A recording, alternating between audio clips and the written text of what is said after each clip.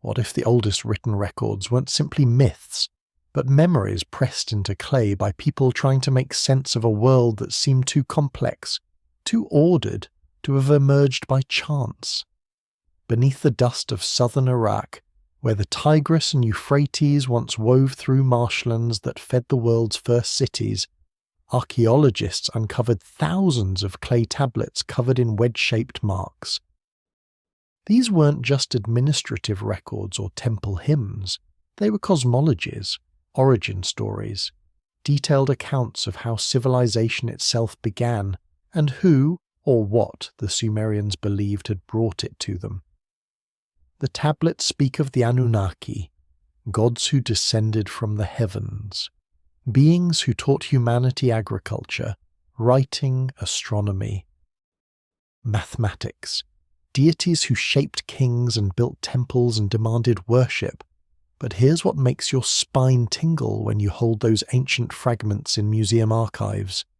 The Sumerians didn't write about these beings as distant, abstract forces.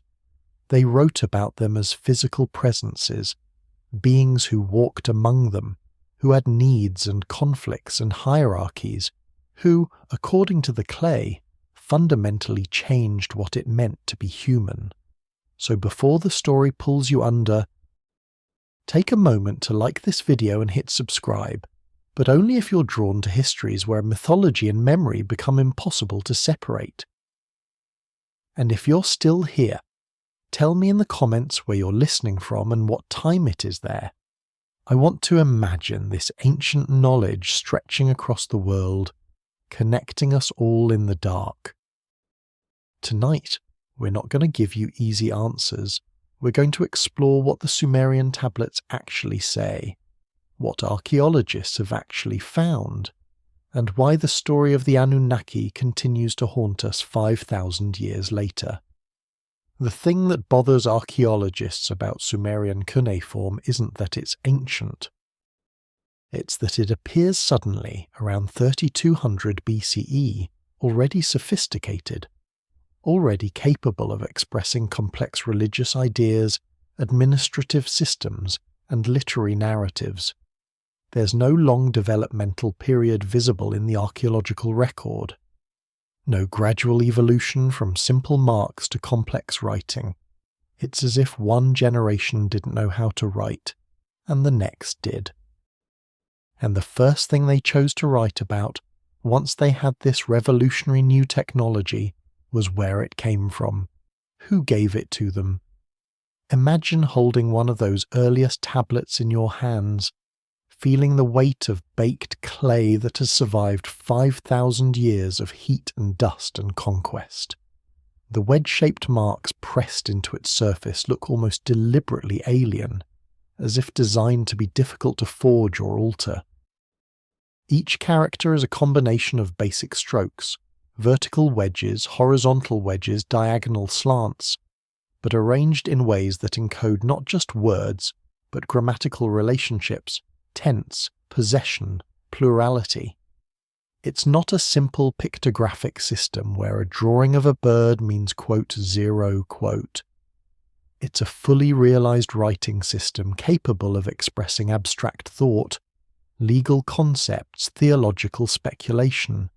The earliest tablets we've found aren't practice exercises or simple word lists. They're administrative records from the temple complex at Uruk, tracking grain allotments, beer rations, and labour assignments. But within just a few generations, the same script is being used to compose hymns to the gods, mathematical tables, astronomical observations, and creation narratives. The speed of that development troubles scholars who study the evolution of writing systems. Egyptian hieroglyphs took centuries to evolve from simple symbols to complex grammatical structures. Chinese characters show clear developmental stages across thousands of years, but Sumerian cuneiform appears to skip those stages. It arrives already knowing how to express complexity.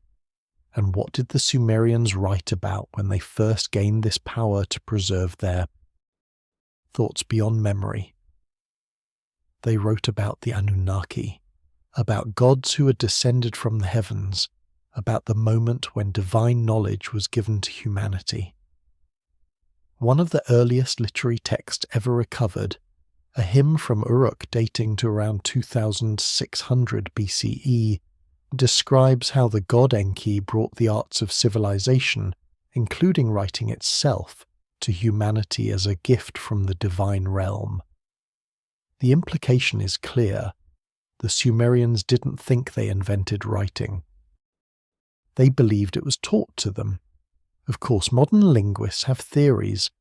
They suggest cuneiform developed from a token system used for accounting, small clay shapes representing quantities of grain or animals. These tokens were eventually pressed into clay envelopes as records, and the impressions themselves became the writing. It's a plausible developmental path. But even if that's how it happened, the question remains, why is there so little archaeological evidence of the intermediate stages? Why don't we find centuries of gradually more sophisticated markings? Instead, we find what appears to be a threshold. Before, no writing. After, a complete writing system, recording complex thoughts about the origins of human civilization. The tablets themselves seem to understand their own importance. Many of the earliest religious texts include colophons, scribal notes at the end identifying who wrote them, when, and why.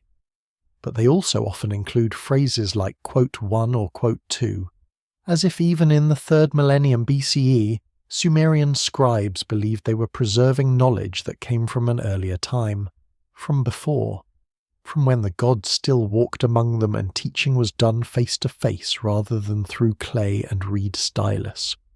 There's something unsettling about that.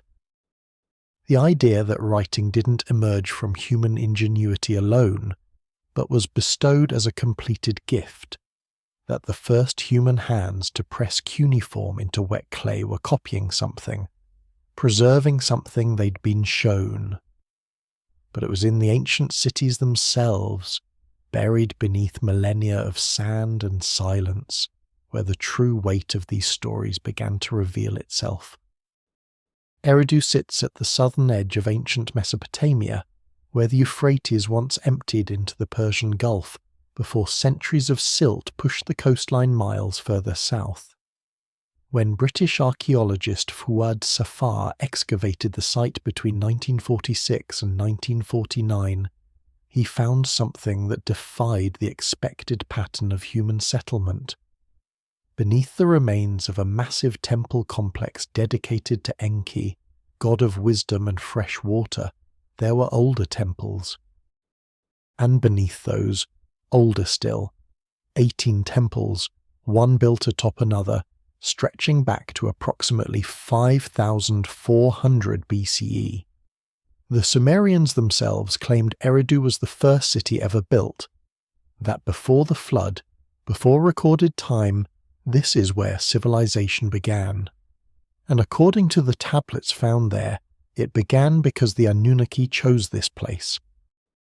The excavation photographs from Safar's dig show the temple layers exposed in cross-section, like geological strata but made of mud brick and limestone.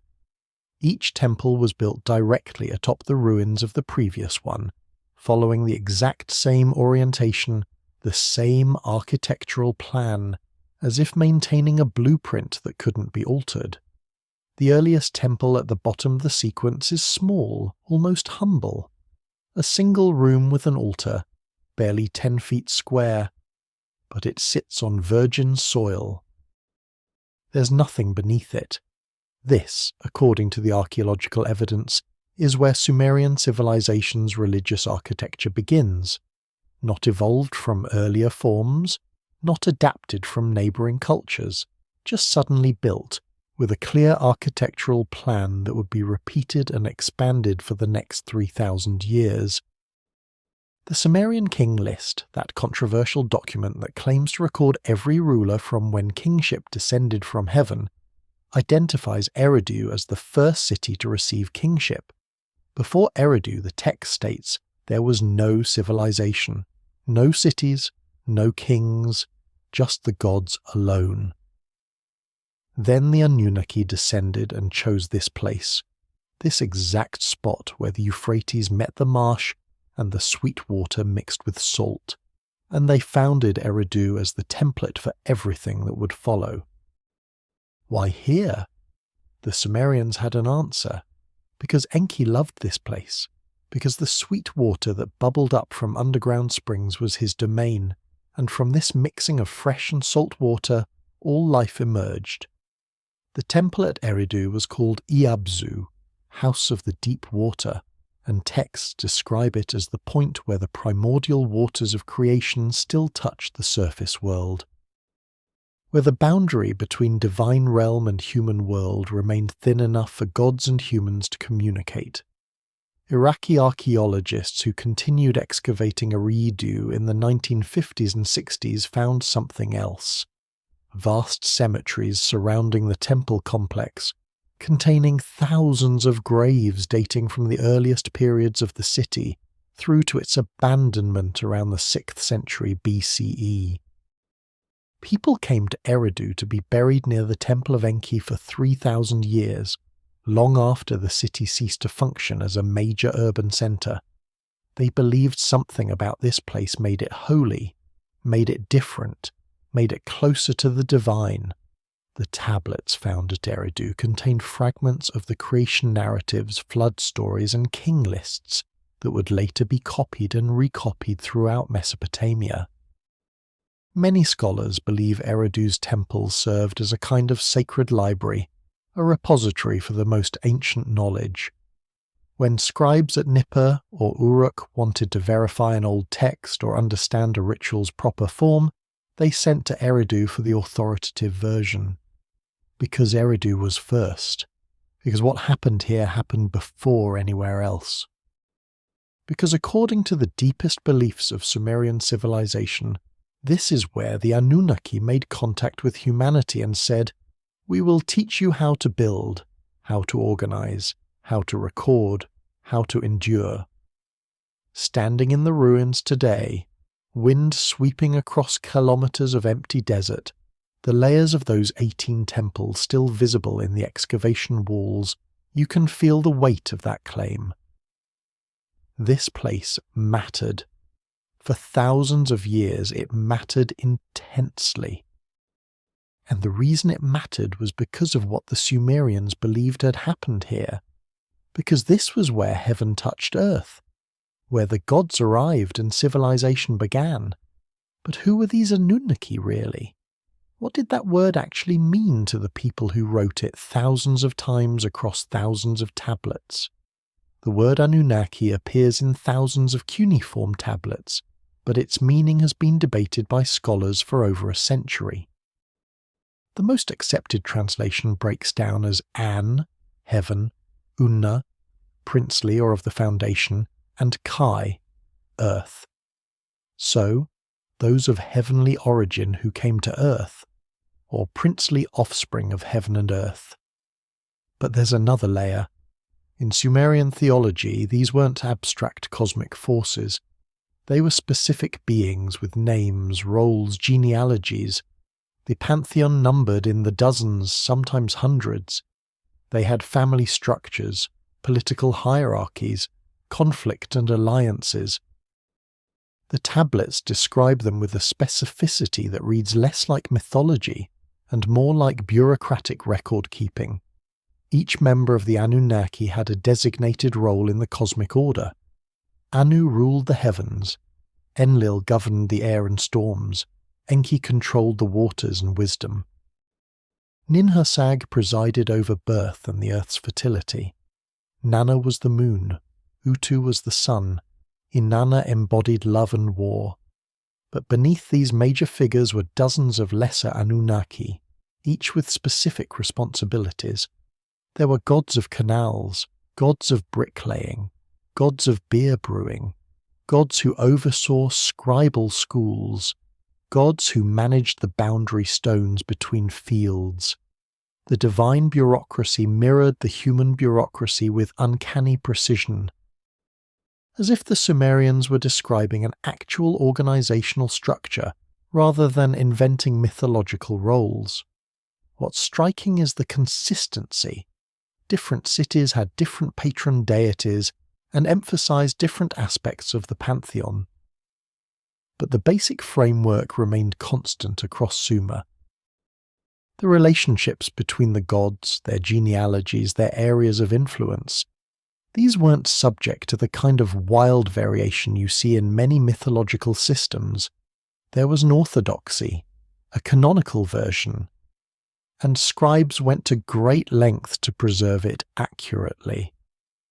We can see this in the god lists, long cuneiform tablets that do nothing but enumerate the names of deities in hierarchical order, with their titles, epithets, and jurisdictions carefully noted. Some of these god lists run to hundreds of entries. They read like organizational charts, department rosters, chain of command documents. Why would a culture invest so much effort in maintaining accurate records of mythological beings? Unless, from their perspective, these weren't myths. These were the actual individuals who had created and organized their civilization. The name itself, Anunnaki, carries that sense of otherness. They were not of this earth originally.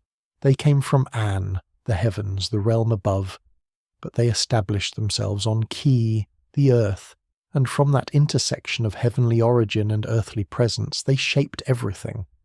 They were the foundation, Unna, upon which human civilization was built.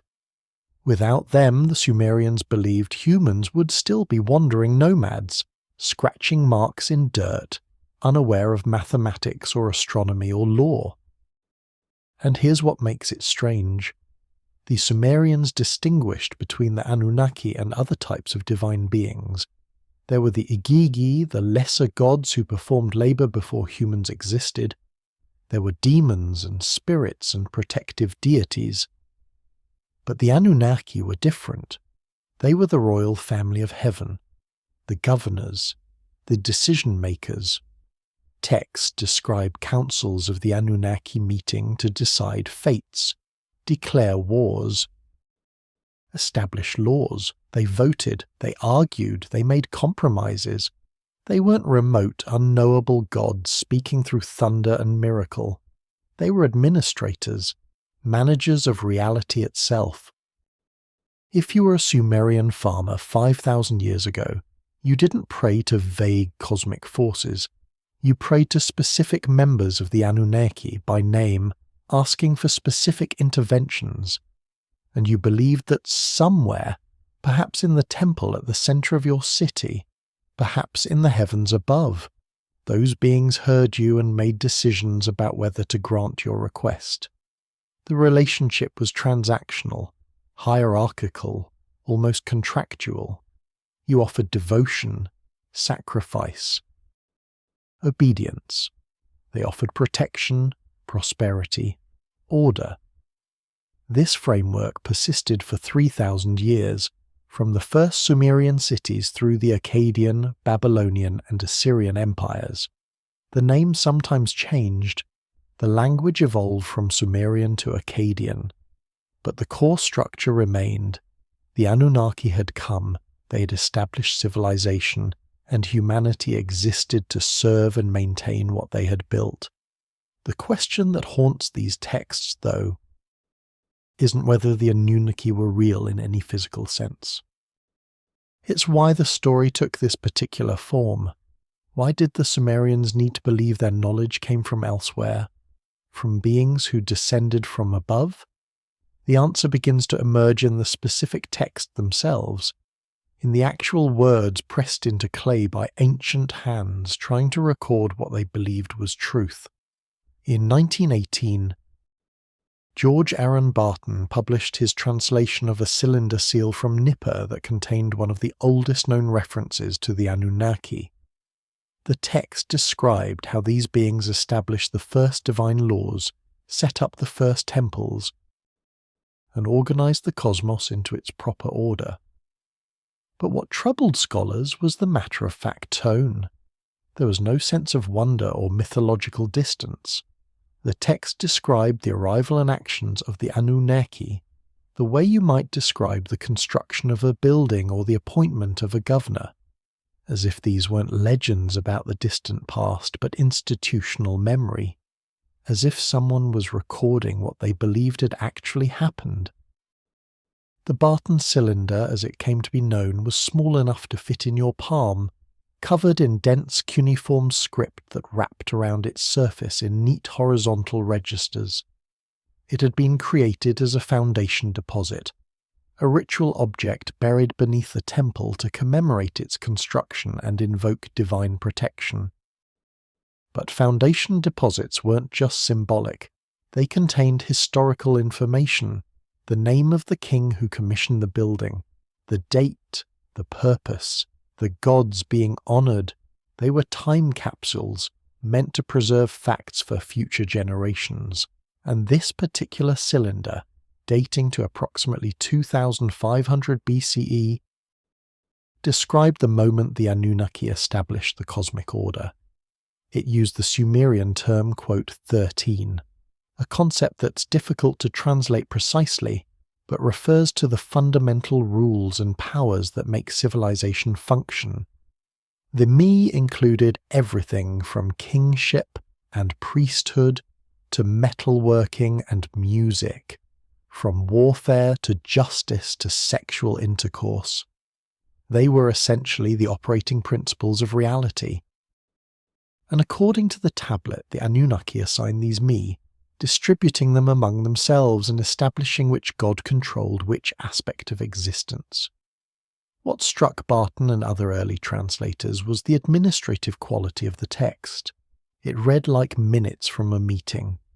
The Anunnaki convened, they discussed how to organize the cosmos, they made decisions, they assigned responsibilities. There's a section that lists which god received which me, as if documenting the outcome of a bureaucratic process. Anu received the me of sovereignty, Enlil received the me of kingship, Enki received the me of wisdom and crafts, on and on, a distribution of powers and jurisdictions that would govern all subsequent reality. This wasn't how gods typically behaved in other ancient mythologies. In Greek myths, the gods were passionate, impulsive, driven by emotion and desire.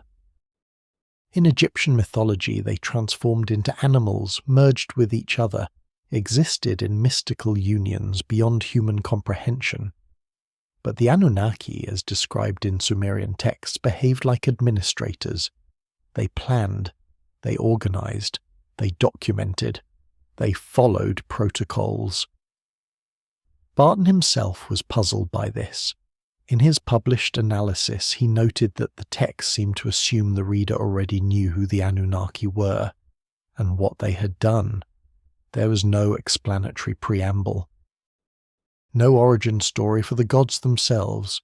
They simply existed, arrived, and began organizing, as if their presence required no explanation, as if everyone understood that before the Anunnaki there was chaos, and after them there was order, and that transition was simply a fact of history, rather than a mythological event requiring elaborate storytelling.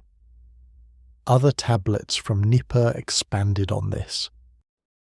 The temple library at Nippur, excavated by American archaeologists in the 1890s, contained thousands of tablets covering every aspect of Sumerian religious thought. Many dealt with the Anunnaki's role in establishing civilization, and across all of them you see the same matter-of-fact tone, the same assumption that these events happened in historical time, not mythological dream time. The tablets refer to quote 14 as a specific moment in the past, distinguished from the present by duration but not by the laws of reality. They don't describe it as a magical event or a metaphorical transformation. They describe it as something that occurred, Beings arrived, they established systems, then civilization began operating according to those systems. This troubled scholars throughout the 20th century. How do you interpret mythology that doesn't present itself as mythology? That insists on its own historicity. Some argued the Sumerians simply didn't distinguish between mythological and historical time the way we do. That to them all time was continuous, and gods and humans coexisted in the same narrative space.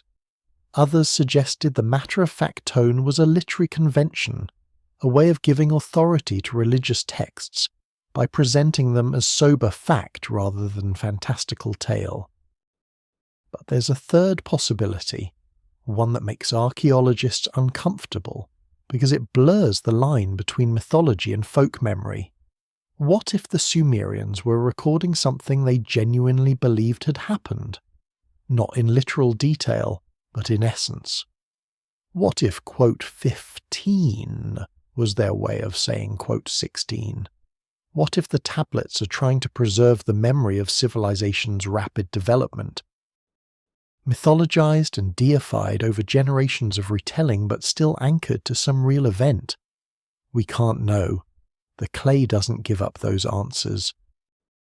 All we can do is read what it says and recognize that the Sumerians themselves didn't write as if they were inventing gods. They wrote as if they were recording history, preserving facts, maintaining institutional memory of events that shape their entire world, and at the center of that history always were two names. Two beings whose conflict would define the relationship between gods and humanity for 3,000 years. Two names appear more than any others when the tablets speak of the Anunnaki's interaction with humanity. Enki and Enlil, half-brothers, sons of Anu, the supreme sky god, and according to the myths, locked in an eternal disagreement about what humans were for. Enlil, god of wind and storms, lord of Nippur, viewed humanity as servants, creatures designed to work the land and maintain the temples. Enki, god of wisdom and water, patron of Eridu, showed a curious fondness for humans. He taught them crafts, warned them of coming disasters, intervened when Enlil sought to destroy them. The tablets frame much of early human history as caught between these two wills. And the archaeological record shows that the cities under their protection, Nippur for Enlil, Eridu for Enki, rose to become the most powerful religious centers in Mesopotamia. The relationship between these two gods is one of the most consistent threads in Mesopotamian mythology. Across thousands of years through Sumerian, Akkadian, Babylonian and Assyrian cultures, the dynamic remains essentially unchanged. Enlil represents order, authority, hierarchy, and the demand for obedience. Enki represents wisdom, creativity, adaptability, and a certain rebellious tendency to undermine Enlil's strictness when he judges it too harsh. Their most famous conflict centers on the creation and treatment of humanity.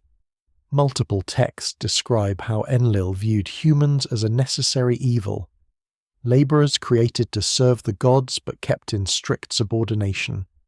He's the god who sends the flood to wipe out humanity when they become too numerous and noisy, who demands absolute obedience and punishes transgression without mercy, who sees humans as tools, not children. The texts portray him as powerful, just in his own rigid way, but ultimately lacking compassion. Enki, by contrast, is described as humanity's protector. When the gods decided to create humans, Enki participated in the process, mixing his own blood or essence with clay to give humans intelligence. When Enlil sought to destroy humanity with the flood, Enki secretly warned the hero Ziusudra, instructing him to build a boat and survive. When humans faced famine or plague or disaster, Enki was the god most likely to intervene with a clever solution, a gift of knowledge, a way to endure, The tablets describe Enki as living in the Abzu, the underground ocean of sweet water that nourished all life. His temple at Eridu was built above a sacred pool, and texts describe how Enki would rise from the waters to communicate with his priests, bringing knowledge from the deep places. He's credited with giving humanity agriculture, with teaching the brewing of beer, with explaining metallurgy and mathematics and music. He's called, quote, 17, quote, 18, quote, 19. In multiple texts, he's described as arguing with the other Anunnaki on behalf of humans, pleading for mercy when the divine council wanted to punish or destroy. This creates a remarkable narrative framework. Human history, according to Sumerian texts, is shaped by a cosmic disagreement. One god wants us to remain servants, subordinate and limited. Another god wants us to survive, to learn, to grow in knowledge and capability. And we exist in the tension between those two positions, sometimes punished for our development, sometimes protected and taught in secret. Archaeological evidence supports the religious importance of both gods.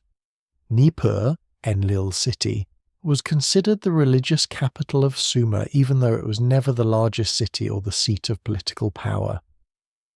Kings from other cities travelled to Nippur to be crowned in Enlil's temple, to receive legitimacy from the god of authority. Without Enlil's blessing, no king could truly rule. The city's sacred precinct covered over 200 acres and was maintained continuously for over 3,000 years. Eridu, Enki's city, held a different kind of importance. It was considered the source, the template, the place where civilization began. Even after it declined in population and political influence, scribes and priests made pilgrimages to Eridu to consult the old texts, to verify rituals, to connect with the foundational knowledge that Enki had given. The city became synonymous with ancient wisdom, with mysteries preserved from before the flood, with knowledge that couldn't be lost because Enki had ensured it was written down. The rivalry between the two gods mirrors the tension within Sumerian society itself, between order and creativity, between obedience and innovation, between maintaining tradition and adapting to new challenges. And the fact that both gods remained powerful throughout Mesopotamian history, neither defeating the other, neither becoming supreme, suggests the Sumerians understood that both impulses were necessary. That civilization required both the strict authority of Enlil and the creative wisdom of Enki. That humans needed structure and freedom, obedience and knowledge, tradition and adaptation to survive. But the story goes deeper than that. Because according to the tablets, this conflict wasn't just about how to treat humanity. It was about what humanity could become, what knowledge we could safely possess, what limits should be placed on our development. And those questions would take on urgent significance when the Sumerians described what happened next, when the gods decided to wipe out everything they'd created and start over, when the waters rose and civilization drowned, and when Enki, defying the divine council, ensured that one family survived, that the knowledge wouldn't be lost, that humanity would have a chance to remember what the world was like before the flood and what the Anunnaki had taught them in those ancient days when gods and humans walked together under the same sky. The Sumerian King List is one of the most controversial documents in ancient history. Composed around 2000 BCE, but drawing on earlier sources, it lists every king who ruled Mesopotamia from sub-quote 20 until the list compilation. The problem appears immediately. The first kings, those who ruled before the Great Flood, have reign lengths that are impossible: 28,000 years, 43,000 years. Some tablets list reigns of 64,000 years. Archaeologists and historians have struggled with this for over a century. Are these symbolic numbers? errors in translation, genealogical compressions? Or were the Sumerians recording something they believed was literally true, that before the flood beings lived for unimaginable spans of time and ruled over humanity during civilization's first age? The King List exists in multiple versions, copied and recopied across centuries, but the basic framework remains consistent. It begins with a phrase that still sends chills through anyone who reads it in the original cuneiform. Quote, 21. Not. Quote, 22. Not. Quote, 23. When kingship descended, as if political authority itself came from somewhere else, was given to humanity rather than developed by us. Then, the list names the first king, Alulim of Eridu, who ruled for 28,800 years. The second king, Alalgar, ruled for 36,000 years. The third, Enmenluana of Bad Tabira, ruled for 43,200 years. On and on, 8 kings in total before the flood, with combined reign lengths totaling 241,200 years. The numbers are so absurd that even ancient scribes seem to struggle with them.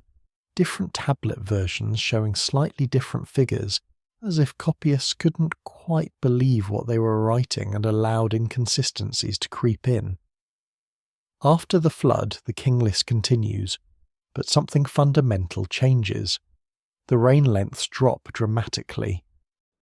Post-flood kings rule for hundreds of years, then dozens, then finally reach historically plausible human lifespans.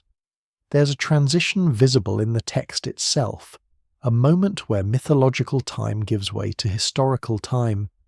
But the Sumerians didn't present this as a genre shift. They presented it as a factual change in how reality worked, as if lifespans themselves had shortened, as if something about the world before the flood allowed for spans of time that no longer applied afterward. Modern scholars have proposed numerous interpretations. Perhaps the numbers represent dynasties rather than individual rulers, with each king actually being a succession of rulers compressed into a single name. Perhaps they're symbolic, representing astronomical cycles or mathematical relationships the Sumerians were encoding.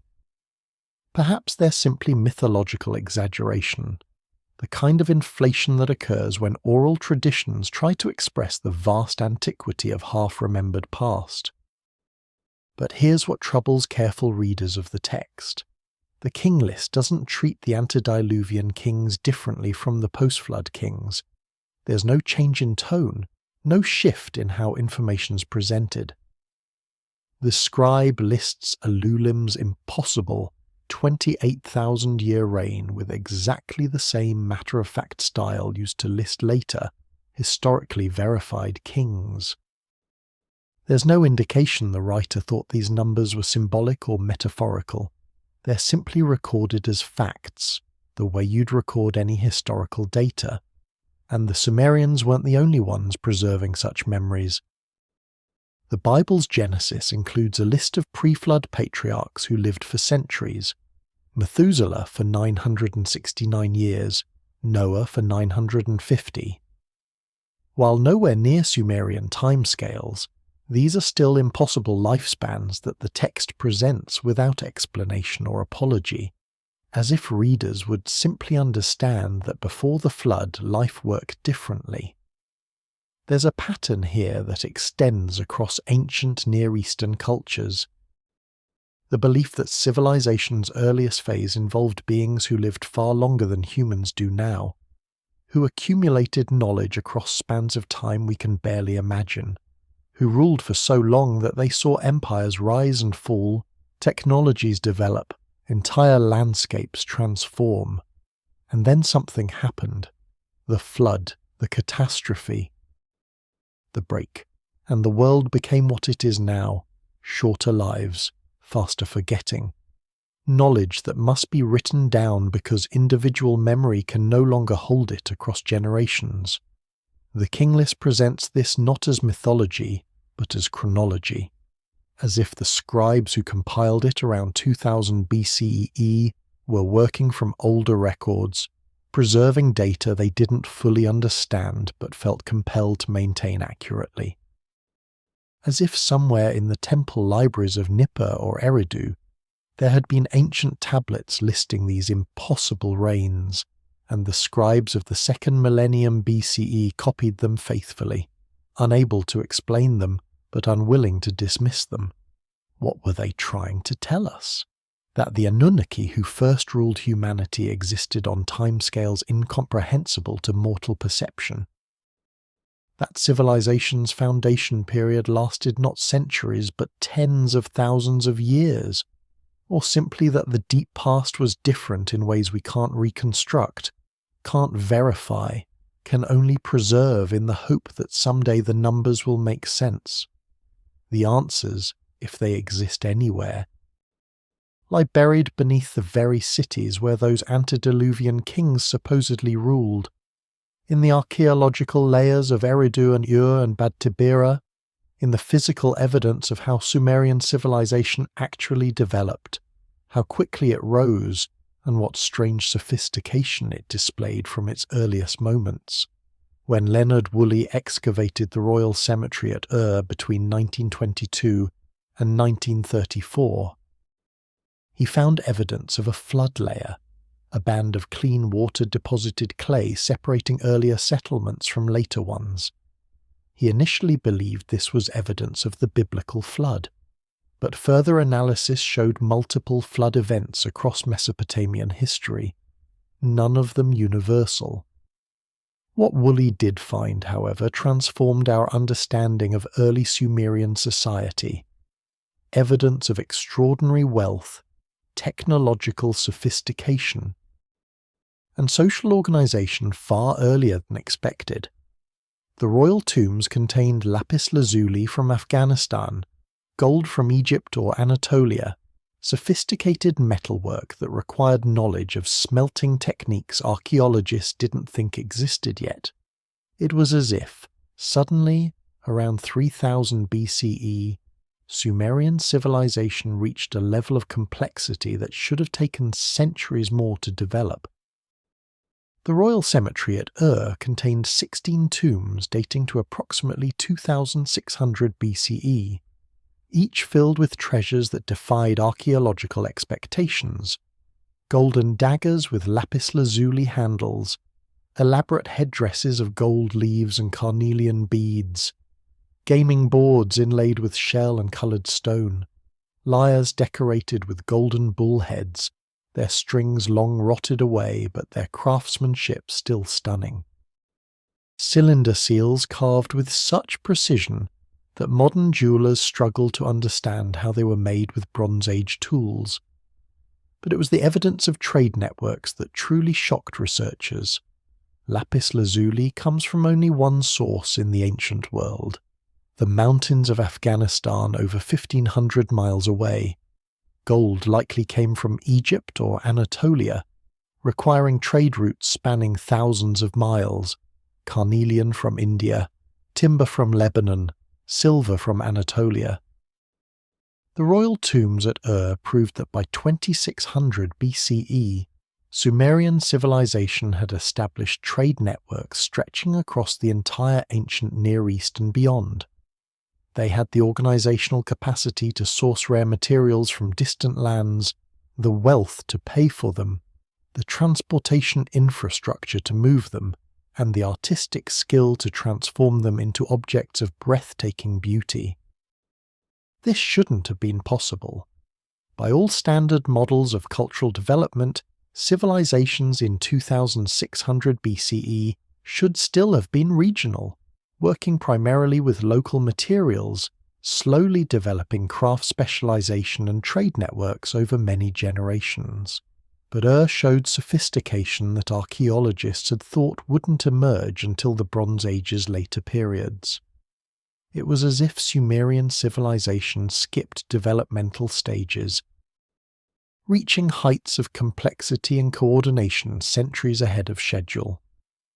Woolley found something else that haunted him, evidence of human sacrifice.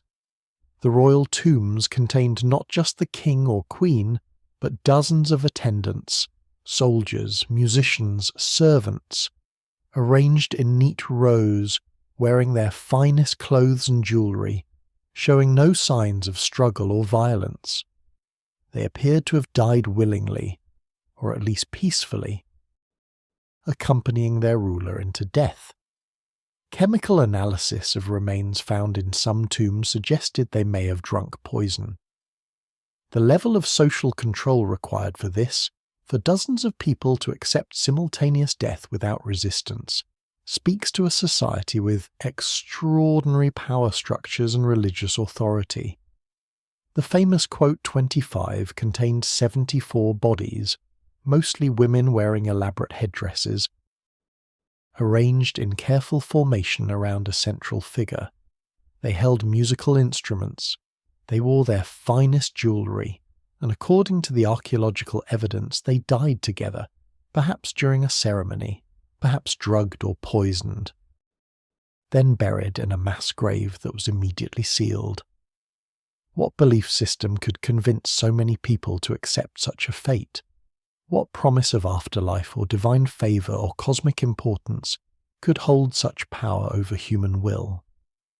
Woolley believed the royal tombs represented a transitional period in Sumerian history, a moment when the old ways, the ways that stretched back to the antediluvian period, still held full force, when kings weren't just political leaders but semi-divine figures whose death required an entire household to accompany them, when the boundary between the human and divine realms was still thin enough that mass sacrifice made sense, when people still believed, with enough conviction to die for it, that the old covenant with the Anunnaki required such devotion. The flood layer Woolley found was real, 8 feet of water-deposited clay with no artifacts, separating earlier occupation from later rebuilding. But it represented a local flood, not the universal deluge described in the texts. What made it significant was that it occurred around the time the Sumerians claimed the Great Flood had happened, the catastrophe that ended the antediluvian period and forced civilization to rebuild from scratch. Perhaps different cities experienced floods at different times, and the collective memory compressed them into a single cataclysmic event. Or perhaps one particular flood was so devastating, so transformative, that it became the reference point for before and after. Either way, the archaeology supported the text's claim of a break, a moment when something fundamental changed in Sumerian civilization, when the old world ended and the new one began, when knowledge that had been common became rare, and the beings who had walked among humans during the First Age departed, leaving behind only texts, monuments, and memories pressed into clay. But what exactly had those texts claimed? What did the Sumerians say the Anunnaki had done when they first arrived? How did they describe the act of creation itself?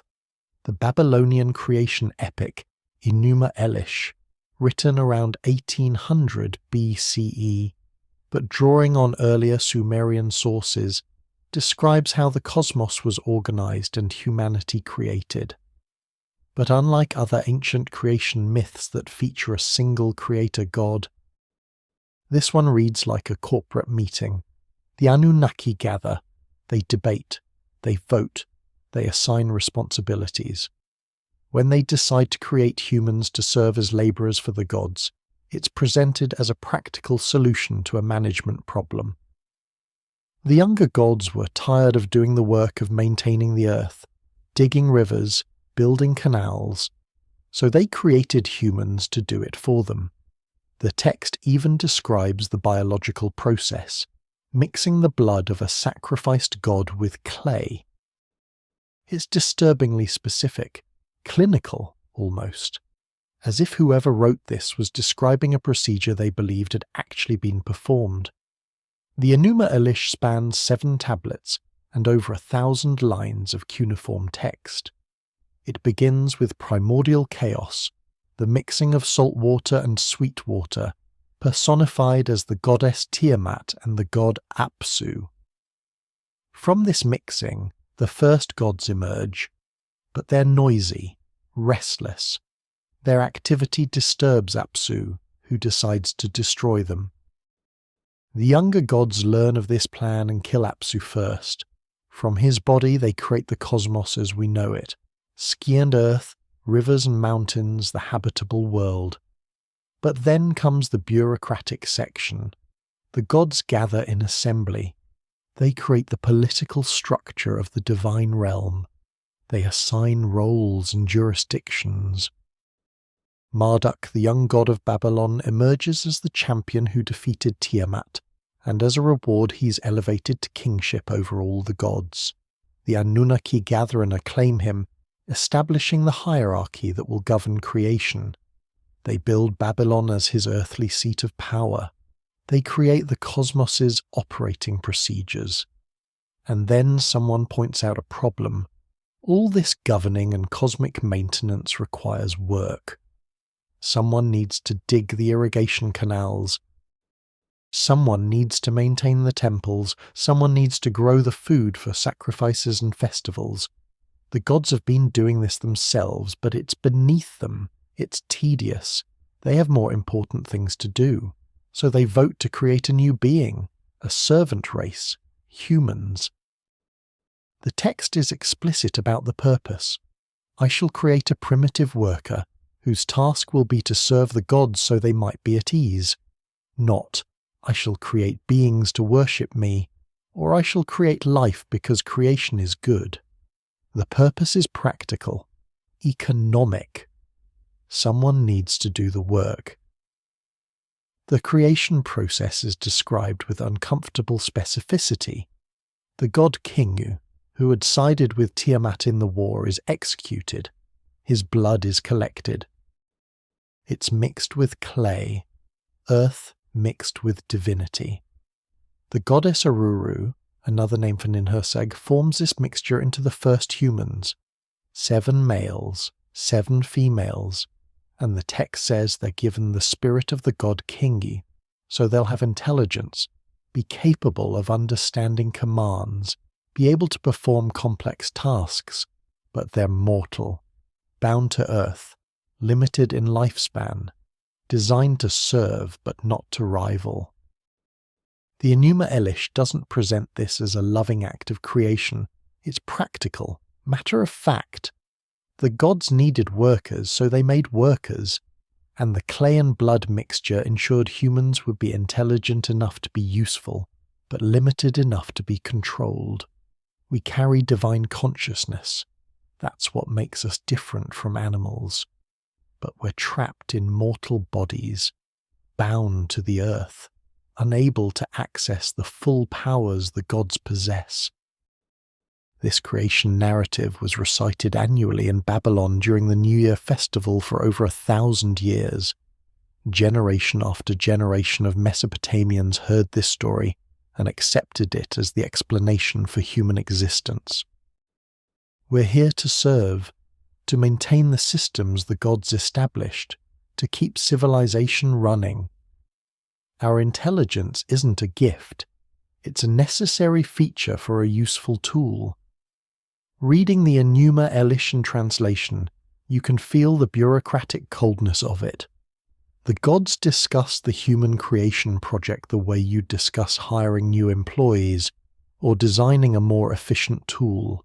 There's no tenderness, no divine love, just cosmic management solving a labor shortage.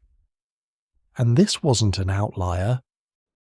Other Mesopotamian texts tell the same story with even more detail, even less sentimentality about what humans are and why we exist. The Atrahasis epic, composed around 1700 BCE from older Sumerian sources, gives us the fullest account of why the Anunnaki created humanity. For 1,200 years, the text says, the younger gods toiled without rest, excavating the Tigris and Euphrates, building irrigation channels, shaping the land for agriculture. Until finally exhausted, they rebelled. They surrounded the house of Enlil with torches, ready to burn it down unless their burden was lifted. The solution, proposed by Enki, was to create a new being, humans, creatures intelligent enough to do complex work, but mortal and controllable. The goddess Belet Ili formed them from clay mixed with the flesh and blood of a slain god, so they would carry divine intelligence but remain earthbound. According to the text, humans weren't created out of love or divine benevolence. We were created to be workers, to free the gods from labour they found beneath them. The Atrahasis epic is remarkable for its detail. It names the gods involved in the creation. It describes the rebellion of the younger gods in terms that sound almost like a labour strike. They throw down their tools, they march on the house of management, they demand better conditions. The text says, quote, 32 Enlil. As the supervisor of the project is besieged, the younger gods surround his house at night armed with torches, ready to burn it if he doesn't address their grievances. Enlil is furious, calls a council of the great Anunnaki, accuses the rebels of insurrection. But even he can see the problem is real. The work of maintaining creation is too much. The gods are exhausted. Enki, always the clever one, proposes the solution: create a substitute workforce. Beings who can dig the canals, plant the grain, maintain the temples, doing the work the gods have been doing, freeing them to attend to higher matters. But these beings need to be intelligent enough to follow complex instructions, skilled enough to perform sophisticated tasks, yet limited enough that they won't pose a threat to divine authority. The goddess Belet Ili, also called Nintu or Ninhursag in other texts, agrees to do the work. But she needs a sacrifice. They choose a god named Weila, one of the rebels, and execute him. The text describes how they wash his blood with clay, mix it thoroughly, and from this mixture, Belet Ili creates the first humans. But here's where it gets specific. She creates 14 pieces of clay, 7 male and 7 female. She places them in a room and withdraws. 9 months later, the text explicitly says 9 months, the first humans are born, as if the creation process involved a gestation period, as if the clay and blood mixture required time to develop, to transform from raw material into living beings. The text even describes what the goddess does during the creation. She recites incantations. She calls on divine powers. She shapes the clay with her hands. And when she's finished, she declares, "The gods rejoice. Their burden is lifted. They can rest now. Humans will do the work." The Atrahasis epic then follows human history through generations. At first, humans are quiet, manageable, doing the work they were designed for, but they multiply, they spread, they become numerous, and then, after 1200 years, they become too loud. The text says their noise disturbs Enlil, keeps him awake, irritates him. He decides to reduce human population through plague, then famine, then drought. But each time, Enki warns his human favourites, teaches them how to survive, how to make offerings that will appease specific gods and lift the punishment. Finally, Enlil decides on a permanent solution: flood. He convinces the council of the Anunnaki to destroy all humanity, to wipe the earth clean and start over in silence. But Enki, protective as always, warns his servant Atrahasis.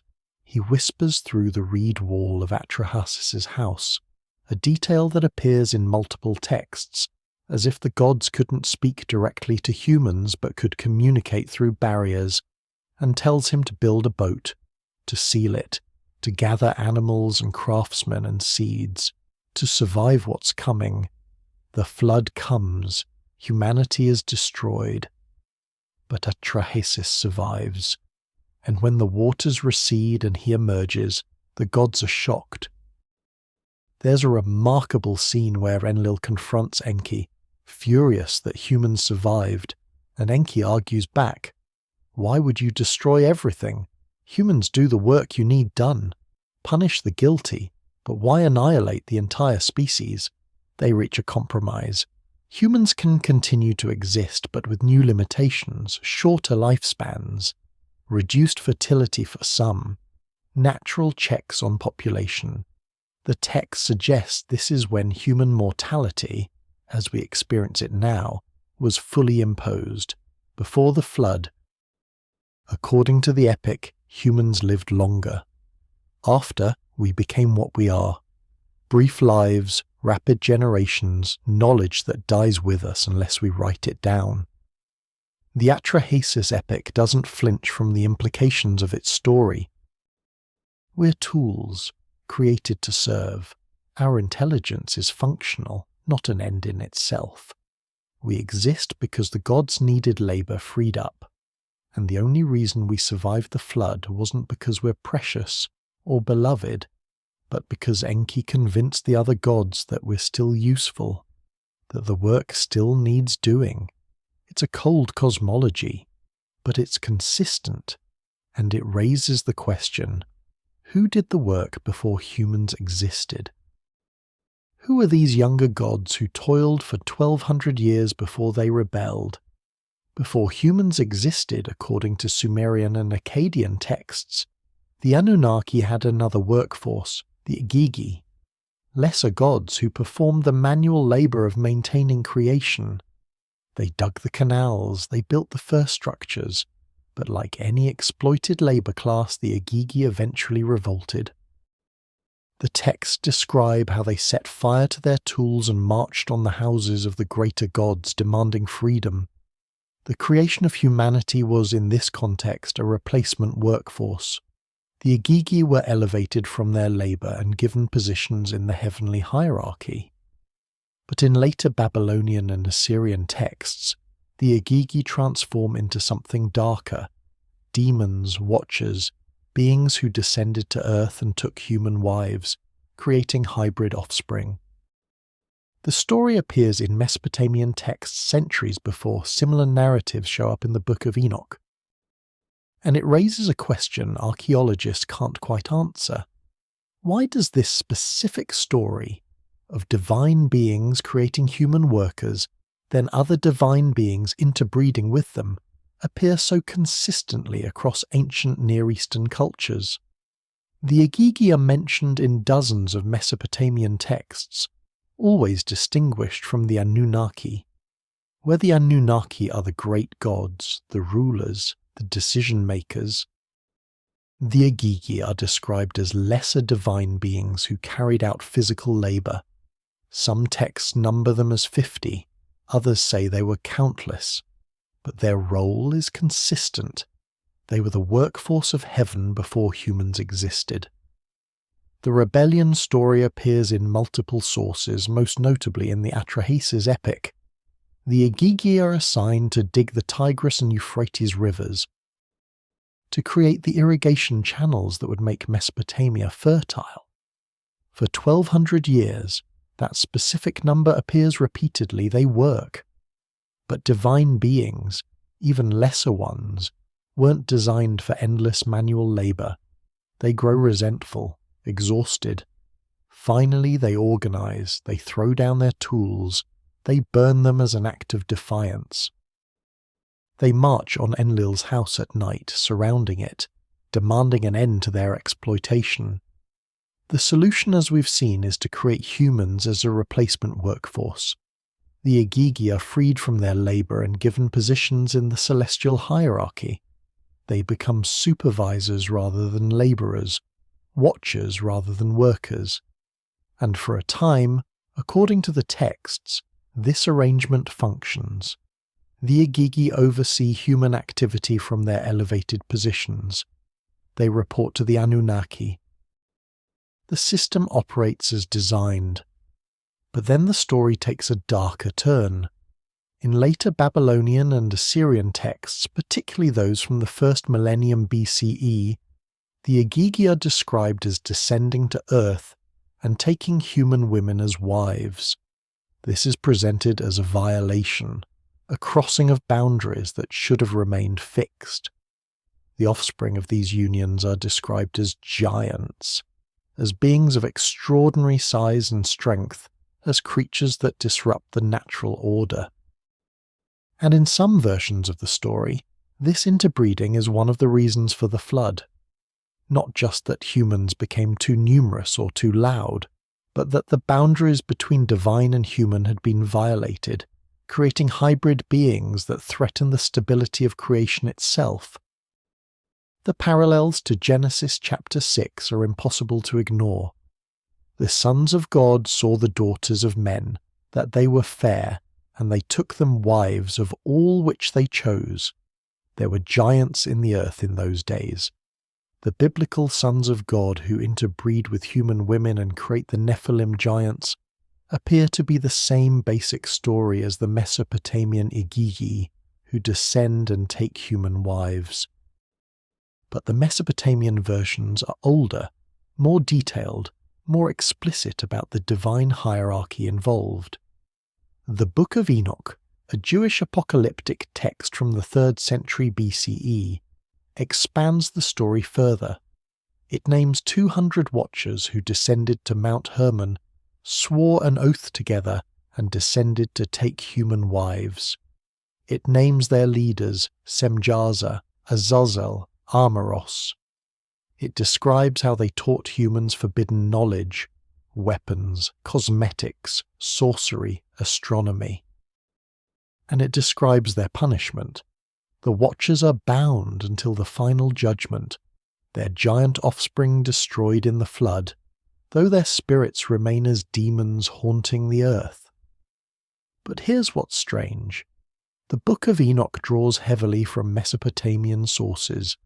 The names, the structure, the specific details about what knowledge was taught, all of it echoes earlier Mesopotamian texts about the Igigi. It's as if the story migrated, was adopted and adapted by later cultures, but the core narrative remained. Divine beings descended, intermingled with humans, created hybrid offspring, taught forbidden knowledge, and were punished for it.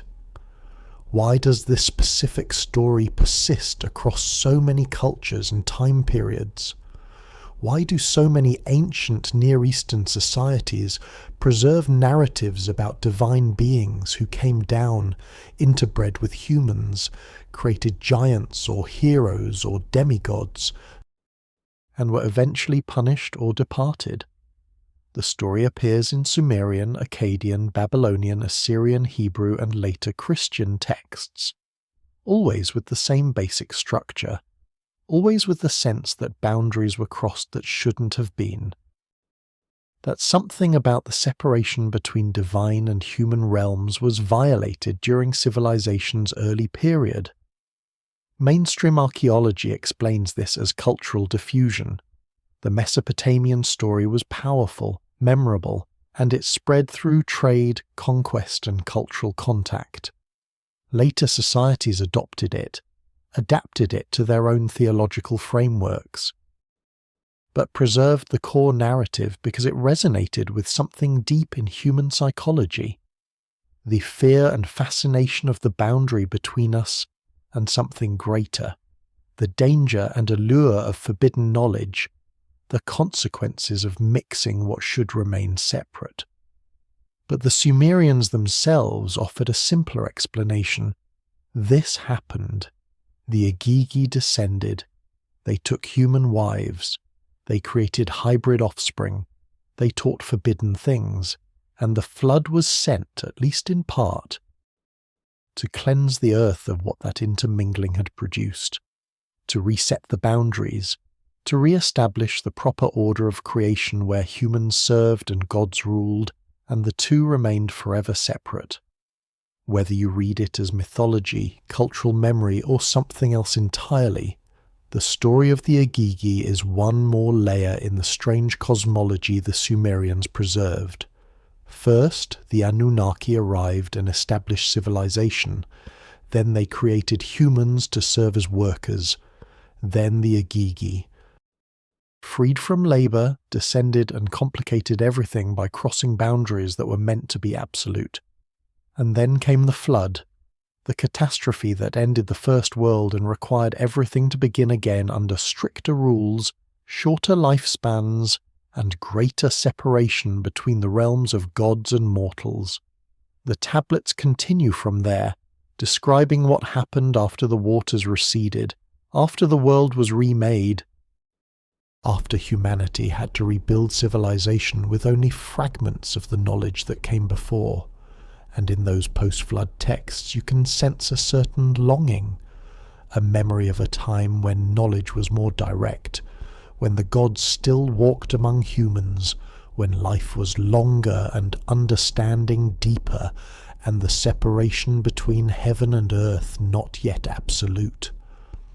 As if the Sumerians knew they were living in a diminished age, an echo of something greater that had been lost when the waters rose and the old world drowned beneath waves that covered everything, leaving only memory and clay tablets pressed with warnings about what once was and might, someday, return.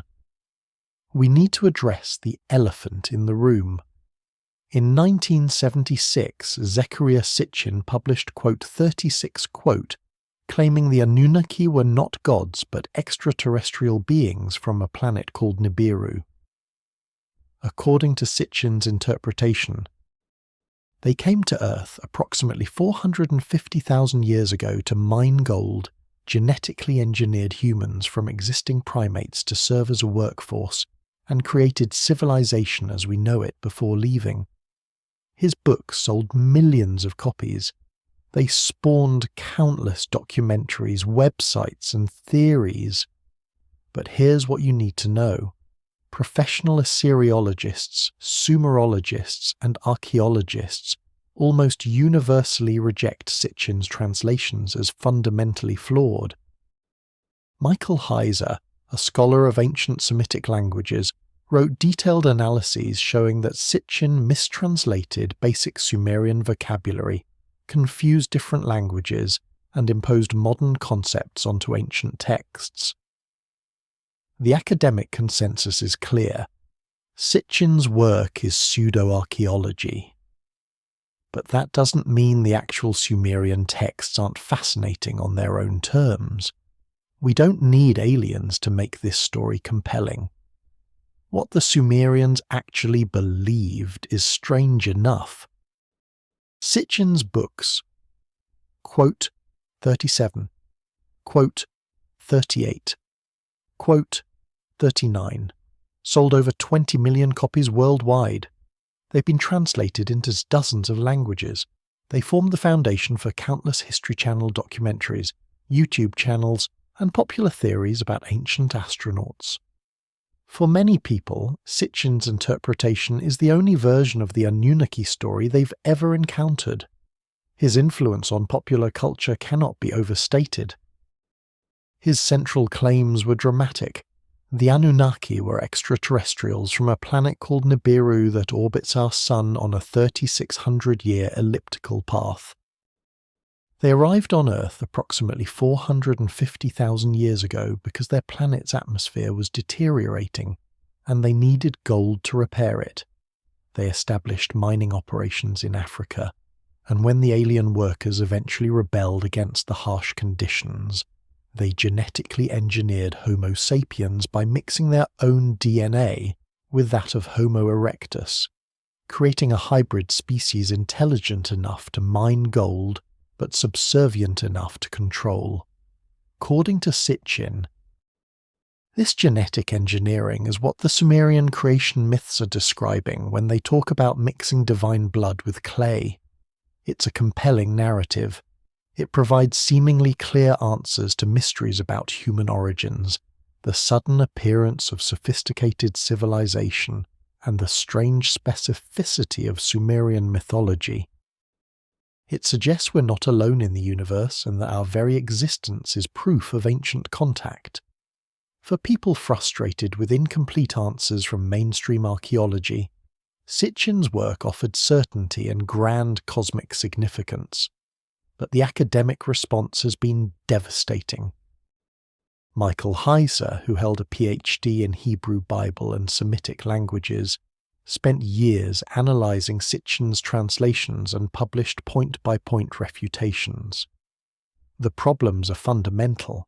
Sitchin consistently mistranslated Sumerian words, sometimes using Akkadian meanings for Sumerian terms, sometimes simply inventing meanings that don't exist in any ancient dictionary. He identified symbols on cylinder seals as planets, when Assyriologists identify them as stars.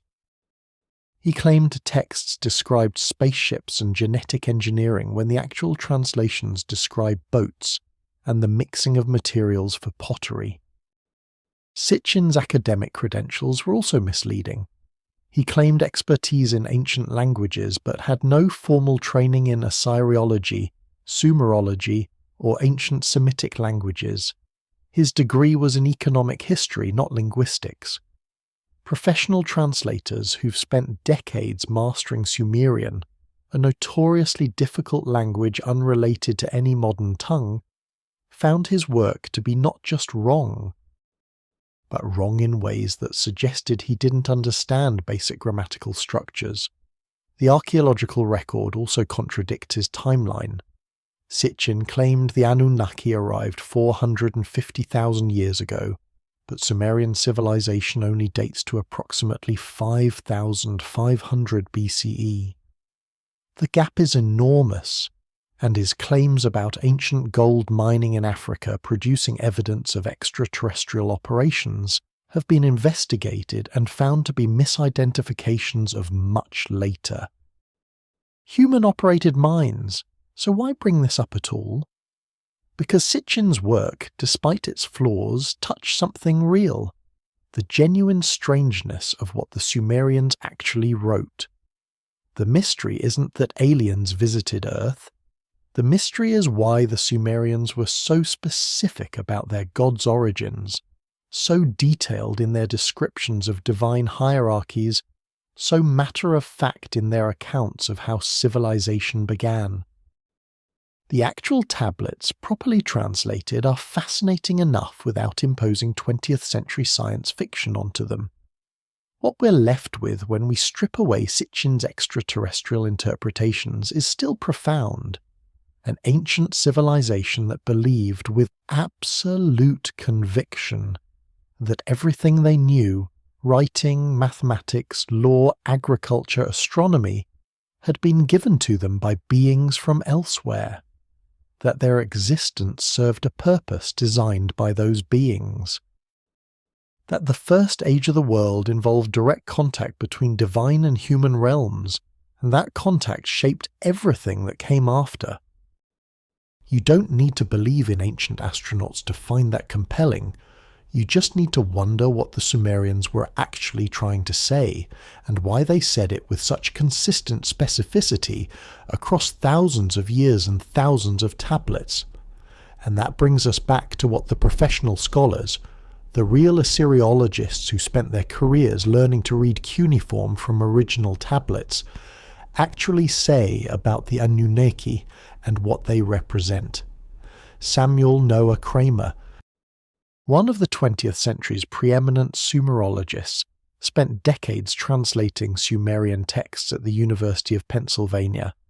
His work, History Begins at Sumer, identified 39 firsts in human history, concepts and inventions that appear in Sumerian texts before anywhere else.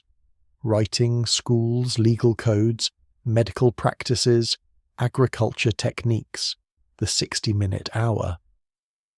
But when asked about the Anunnaki, Kramer was unambiguous. They were gods.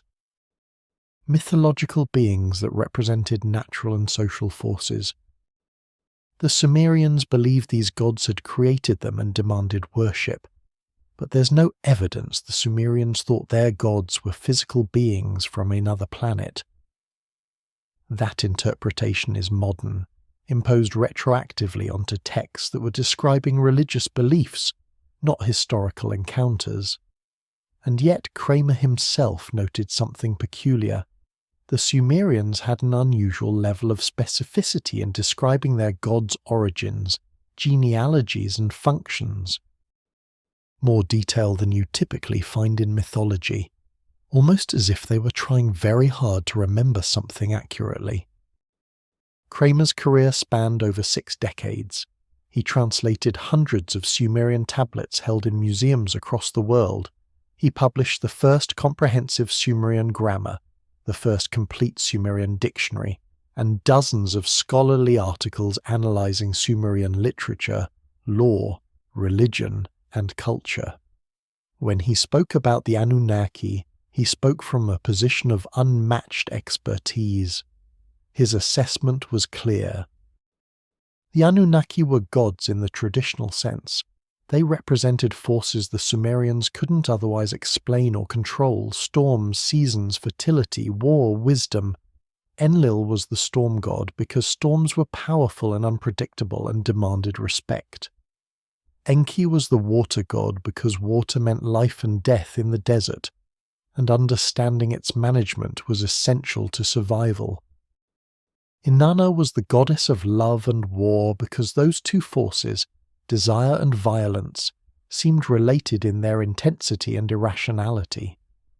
The Anunnaki were how the Sumerians made sense of their world. But Kramer also acknowledged what made Sumerian mythology unusual.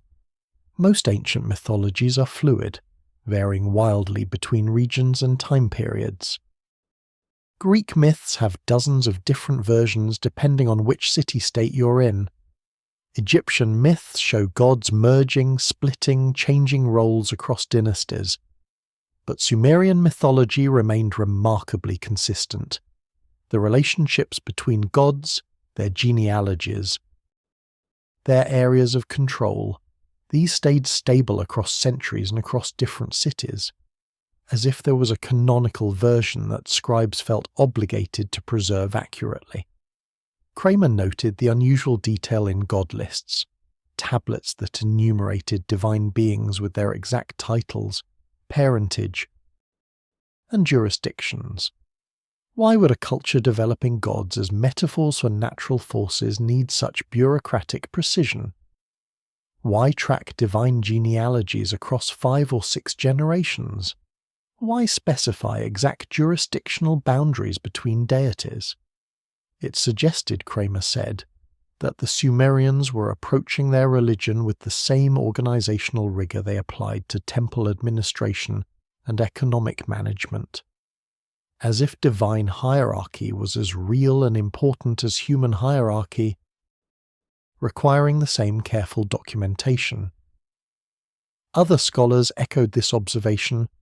Thorkild Jakobsen, another giant of Sumerian studies, described how Sumerian religion was fundamentally political in structure. The gods didn't just exist in mythological space. They governed, they made laws, they held assemblies, they voted on decisions. The divine council of the Anunnaki functioned like a cosmic city council, with Enlil as chairman, Anu as senior advisor, and various other gods as department heads. When the gods decided to send the flood, it wasn't a capricious act of a single deity. It was a vote, a collective decision, almost parliamentary in structure. This political conception of divinity was unique to Mesopotamia. It mirrored the structure of Sumerian city-states, where councils of elders made decisions and kings served as executive officers rather than absolute monarchs. The Sumerians projected their own governmental systems onto the cosmos, imagining the divine realm as an idealized version of their political reality. From an anthropological perspective, this makes perfect sense. Gods reflect the cultures that worship them. But here's where it gets interesting. The Sumerians claim the reverse. They didn't think they'd invented these political structures and then imagined the gods using them. They thought the gods had these structures first, and humans were copying divine models, kingship descended from heaven. Law codes were gifts from the gods. Temple administration mimicked celestial bureaucracy. From the Sumerian perspective, they weren't projecting human systems onto the divine. They were implementing divine systems in the human realm. So when Kramer said the Anunnaki were mythological beings representing natural and social forces, he was describing how modern scholars interpret the texts. But he also acknowledged that the Sumerians themselves didn't think that way. They thought they were recording facts about beings who had actually existed, who had actually arrived, who had actually established civilization's foundations. The question isn't what we think the Anunnaki were. The question is what the Sumerians thought they were, and why they maintained that belief with such consistency and such specificity for over 3,000 years. Part of the answer might lie in what they accomplished. In what knowledge the Sumerians possessed that seems inexplicably advanced for people supposedly just transitioning from Stone Age to Bronze Age civilization. The Sumerians had a numerical system based on 60. We still use it today. 60 seconds in a minute, 60 minutes in an hour, 360 degrees in a circle, but why 60? Modern mathematicians appreciate it because 60 is highly divisible. You can divide it evenly by 1, 2, 3, 4, 5, 6, 10, 12, 15, 20, and 30. It's an extraordinary practical base for a numerical system, more practical than our base 10 system in many ways. But how did the Sumerians arrive at this? They left no explanation. They used sexagesimal mathematics as if it were obvious, as if it had always been that way. They also knew the orbital periods of all 5 visible planets with shocking accuracy. They calculated the length of the year to within minutes of our modern measurement. They understood geometric principles we wouldn't. Rediscover until the Greeks. The question archaeologists struggle with: how does a civilization that's supposedly just learning to farm suddenly possess sophisticated mathematics that suggest generations of prior refinement? Our base 10 system makes intuitive sense. We have 10 fingers. We count on our hands. 10 emerges naturally from human anatomy, but 60, there's no obvious physical basis for it. Yet the Sumerians used base 60 mathematics for everything from timekeeping to astronomical calculations to geometric measurements, and they did it with casual ease, as if it were the natural way to count. Modern mathematicians who study sexagesimal systems understand why 60 is brilliant. It has 12 divisors, more than any smaller positive integer. This makes it extraordinarily useful for fractions. Half of 60 is 30, a third is 20, a quarter is 15, a fifth is 12. A sixth is 10. For a civilization doing complex calculations without calculators or computers, this divisibility made mathematics vastly simpler. But discovering this requires mathematical sophistication. You need to experiment with different base systems, understand divisibility theory, recognize the practical advantages of high divisibility. The Sumerians show no evidence of this experimentation. They just used base 60 from the start as if someone had already worked out the optimal system and taught it to them. Their astronomical knowledge was equally remarkable.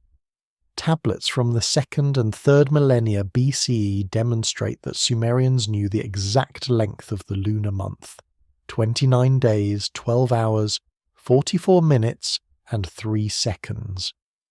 Our modern measurement differs by less than a second. They calculated the solar year as 365 days, 6 hours, 11 minutes, off from our current measurement by only minutes. How did they achieve this precision? Accurate astronomical measurement requires sustained, systematic observation across generations. You need to track celestial movements, record them meticulously, compare observations across years and decades, refine your calculations gradually. The Sumerians show no evidence of this gradual refinement. They simply had accurate figures from their earliest astronomical texts. They also understood precession, the slow wobble of Earth's axis that causes the position of stars to shift gradually over thousands of years. A complete precessional cycle takes approximately 26,000 years. You can only discover precession by comparing stellar observations across centuries, noticing that star positions are shifting in ways that can't be explained by annual cycles. Yet Sumerian texts demonstrate awareness of precession, dividing the precessional cycle into 12 ages of approximately 2,160 years each. This is where the concept of astrological ages, age of Taurus, age of Aries, age of Pisces, originates. But how did Bronze Age astronomers discover a phenomenon that requires multi-generational observation to detect? Their geometry was similarly advanced. Tablets show they understood the Pythagorean theorem that in a right triangle the square of the hypotenuse equals the sum of the squares of the other two sides over 1,000 years before Pythagoras. They calculated square roots, cube roots, and used sophisticated geometric principles for surveying land, designing buildings, and constructing irrigation systems. Mathematical tablets from places like Nippur show problem sets that would challenge modern high school students, calculating the volume of irregular shapes, solving for unknown variables in complex equations, working with geometric series and exponential growth. The standard explanation is that the Sumerians needed these mathematical skills for practical reasons. Agriculture required tracking seasons and lunar cycles for planting. Irrigation demanded geometric calculations for canal construction. Temple administration needed accounting systems for tracking goods and labor. Mathematics developed in response to practical needs, refined gradually over generations until the Sumerians achieved remarkable sophistication. But the archaeological record doesn't show gradual refinement. It shows sudden appearance of sophisticated mathematics in the earliest written records, as if the system arrived complete rather than developed organically, and the Sumerians themselves offered a simple explanation. Enki taught them. The god of wisdom gave humanity mathematics, astronomy, measurement, and calculation. It wasn't human invention, it was divine instruction. Knowledge transferred from beings who already possessed it to humans who needed to learn. You can interpret that mythologically, as a metaphor for how knowledge develops and spreads. Or you can take it at face value. The Sumerians believed they received this knowledge from elsewhere, from teachers they considered divine, and they preserved that belief because it matched their experience of how civilization actually emerged. Not slowly through incremental discovery, but suddenly through transmission of complete systems that seem to require no prior development. And if you want physical evidence of that advanced knowledge, you only need to look at the buildings themselves, at the monuments that still stand in the Iraqi desert, aligned with celestial precision that shouldn't be possible with Bronze Age tools. Sumerian ziggurats weren't just religious structures. They were precisely aligned to celestial phenomena. The Temple of Anu at Uruk aligns with the rising of Venus. The ziggurat at Ur has sight lines that mark solstices and equinoxes. When archaeoastronomers analyze these structures, they find levels of astronomical knowledge that shouldn't exist in the 4th millennium BCE. The Sumerians tracked not just obvious celestial events like the phases of the moon, but precession. the slow wobble of Earth's axis that takes 26,000 years to complete one cycle.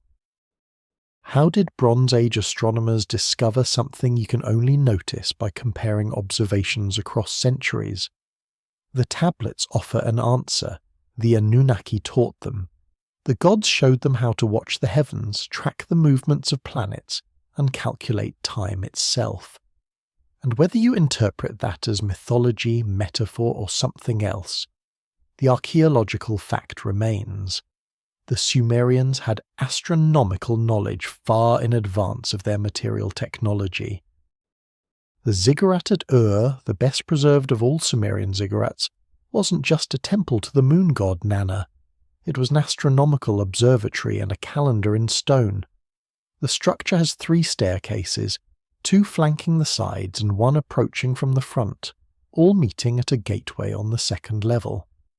These staircases align with cardinal directions, true north, true east, true west, with precision that modern surveyors find impressive. The building's corners align with solstice sunrises and sunsets. Window placements mark equinoxes. The structure itself functions as a massive instrument for tracking celestial cycles.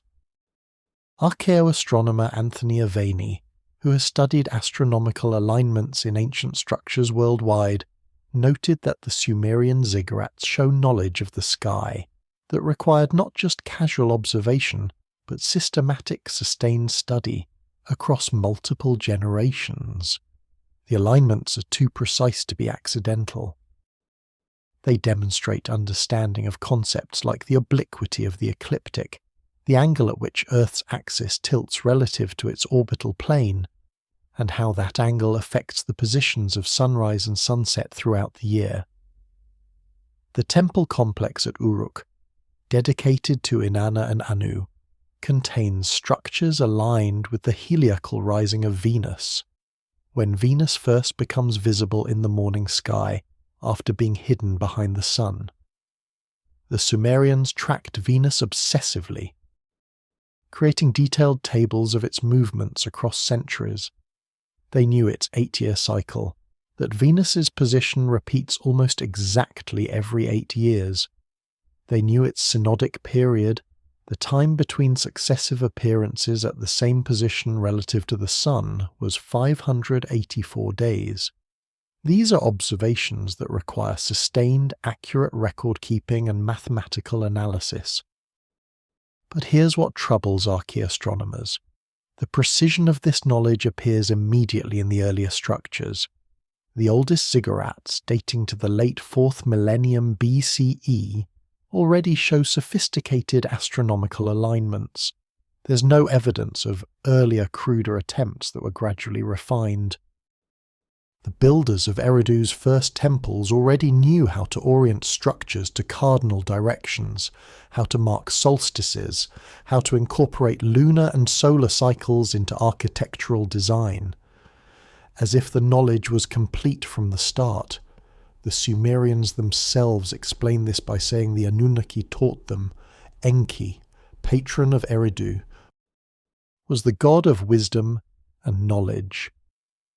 Multiple texts describe how he gave humanity the me, the fundamental principles that make civilization function, including the knowledge of how to track time, observe the heavens, and understand celestial cycles. The purpose wasn't abstract scientific curiosity, it was practical. Agriculture required knowing when to plant and harvest. Religious festivals required accurate calendars. Understanding the seasons meant survival in a region where timing irrigation was critical. But the knowledge the Sumerians possessed went beyond practical necessity. They tracked planets that weren't useful for agriculture or calendars. They understood precession, which has no practical application on human timescales. They developed mathematical models of celestial movements that were purely theoretical. Why would a Bronze Age society invest enormous intellectual effort in understanding phenomena that had no immediate survival value, unless they were taught to watch the sky? unless someone, whether you interpret that as priests codifying observations, foreign teachers bringing knowledge, or gods instructing humans, emphasized that celestial observation was crucial, that the movements of planets and stars carried significance beyond mere timekeeping, that watching the heavens was, for reasons the Sumerians preserved but perhaps didn't fully understand, absolutely essential to maintaining civilization. The ziggurats themselves were called hills of heaven, or mountains of the gods. They were designed as meeting points between the earthly and divine realms. The highest platform where the main temple stood was where gods and humans could communicate, where priests received divine instructions, where the boundary between earth and heaven thinned enough for direct contact. And those platforms were precisely aligned to celestial events, as if the alignment itself was necessary for the communication to occur, as if the gods needed humanity to watch specific stars, track specific cycles, maintain specific knowledge about how the heavens moved. Whether that represents sophisticated religious symbolism, lost astronomical traditions, or something else, the physical evidence is clear. The Sumerians built with astronomical precision from the very beginning, and they attributed that precision to divine instruction. They believed the Anunnaki taught them to watch the sky, and they took that responsibility seriously enough to encode it in their largest, most permanent structures. But the astronomical knowledge and mathematical precision were abstract. The creation narratives, by contrast, were disturbingly specific about physical processes, about what, exactly, the Anunnaki did when they created humanity, about what materials were used and how they were combined. Multiple Sumerian and Akkadian texts describe the creation of humans using disturbingly biological language. The goddess Ninhursag, also called Beletili or Nintu, takes clay, but not just any clay. She mixes it with the essence or blood of a slain god. Different texts give different details. Some say she mixed in divine intelligence so humans could understand commands. Others say it was divine blood so humans could breed. The Atrahasis epic describes her forming 14 pieces of clay, 7 male, 7 female, and breathing life into them after 9 months like a pregnancy. The Enuma Elish says the god king was killed, and his blood used for the mixture so humans would carry consciousness. These aren't vague creation myths.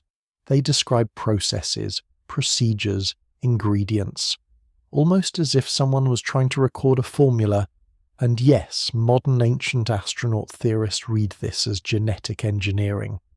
But you don't need to accept that interpretation to find these texts remarkably detailed for supposedly abstract mythology. In the Atrahasis epic, the description of human creation reads almost like a laboratory procedure. Ninhursag prepares clay from the earth.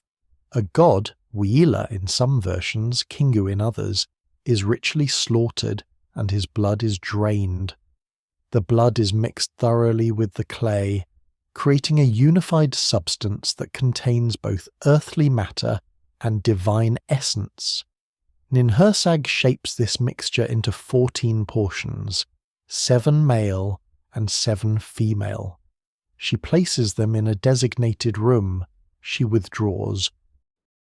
And then, the text is explicit about this, she waits 9 months. After a gestation period equivalent to human pregnancy, the first humans emerge, fully formed. The 9-month detail appears in multiple texts. It's not a throwaway line, it's emphasized. As if the creation process required time, development, transformation from raw materials into living beings. Not instantaneous divine fiat, let there be humans, but a process that unfolded according to specific temporal requirements. Like a pregnancy, like growth, like something biological rather than purely magical. Other texts describe what specific properties the divine blood imparted. The Enuma Elish is clear. Humans were given the spirit of the god, so they would have consciousness, intelligence, the ability to understand language and follow complex instructions. But they weren't given immortality. They weren't given divine strength. They weren't given access to the full range of divine powers. The mixing was carefully calibrated to produce beings with just enough divine essence to be useful, but not enough to be threatening. In some versions, the divine blood also made humans capable of reproduction. Animals could breed on their own, but the first humans, being artificial creations, needed the divine element to activate their reproductive capacity. Once that was established, they could multiply naturally, creating new generations without further divine intervention. But that initial spark, that reproductive capacity, came from the divine admixture. Without it, humans would have been sterile tools, incapable of sustaining a population. The texts even describe physical results of the mixing. Humans carried divine knowledge but in limited, corrupted form. We have intelligence, but it's imperfect, prone to forgetting, requiring writing and education to maintain across generations. We have consciousness, but it's mortal, ending when the body dies rather than persisting eternally like divine consciousness. We have creative capacity, but it's constrained, producing only pale imitations of divine crafts. The human condition, according to these texts, is defined by being half divine. We have just enough godlike qualities to transcend animal existence, but not enough to escape mortality, limitation, suffering.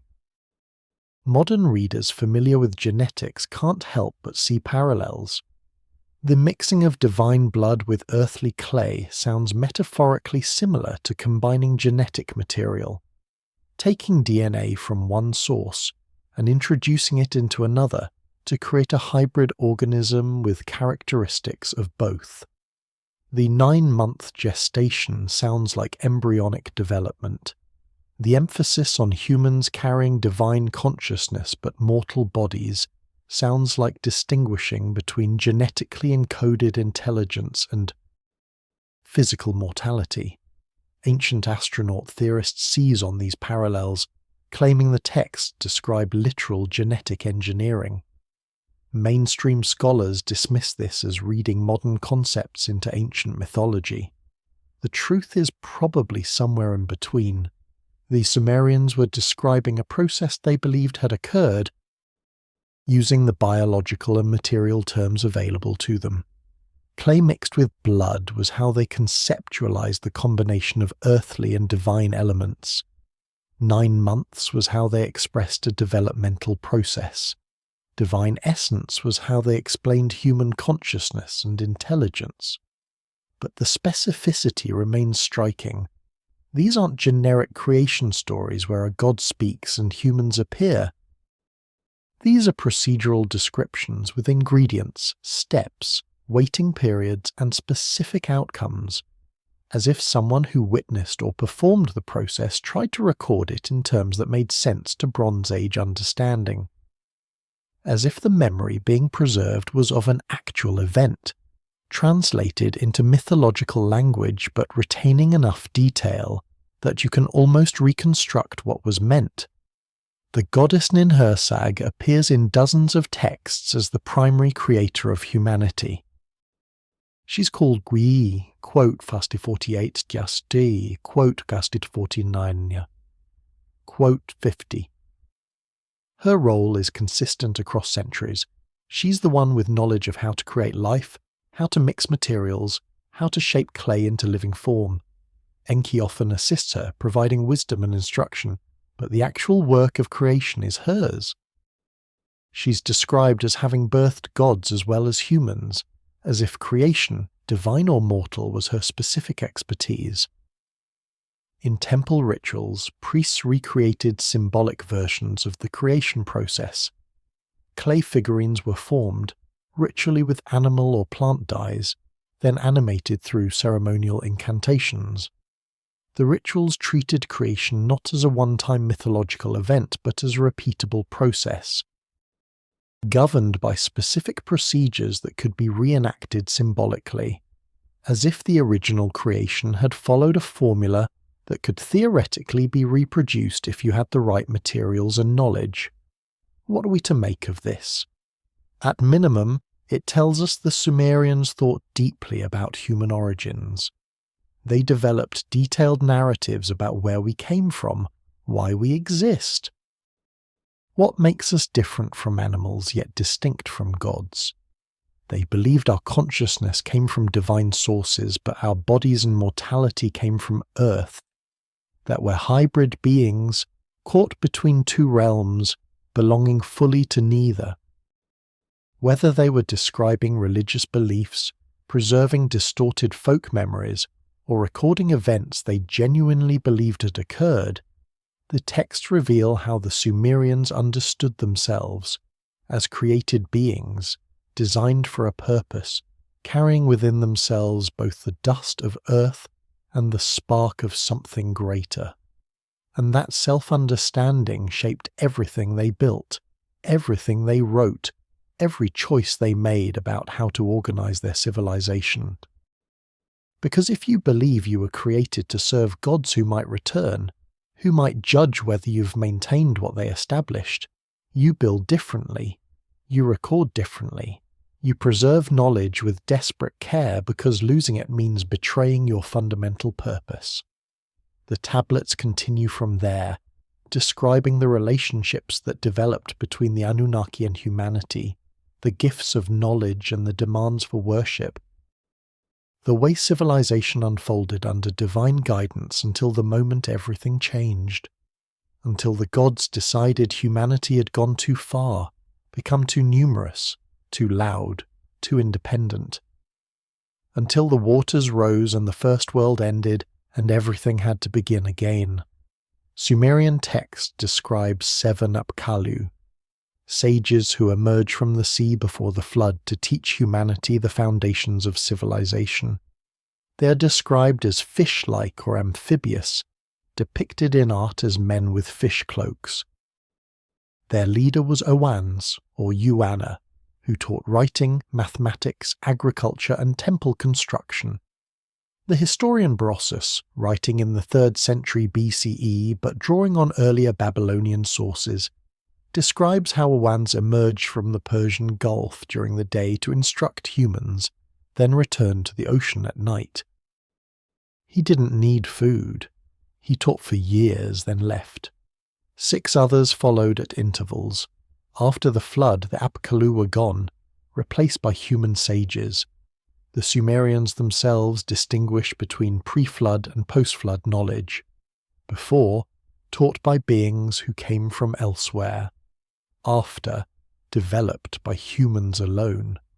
Whether these were mythologized foreign teachers, folk memories of cultural contact, or pure mythology, what's striking is the Sumerians' insistence that civilization didn't develop organically. It was taught. The Apkallu appear in dozens of texts, always with the same basic characteristics. They emerge from the Abzu, the underground ocean of sweet water that Enki controlled. They were associated with water, with fish, with the liminal space between sea and land. Art from Assyrian palaces shows them as composite beings, human upper bodies with fish scales below, or men wearing elaborate fish-skin cloaks that covered them from head to toe. They carried buckets and cone-shaped implements, performing purification rituals, blessing doorways, protecting boundaries. Bossus, a Babylonian priest who wrote a history of Mesopotamia for Greek readers around 280 BCE, provided the most detailed account of Owans. His description, preserved in fragments quoted by later historians, describes a being who was amphibious but could speak human language perfectly. Owans emerged from the Persian Gulf near Eridu, always the first city, during the day.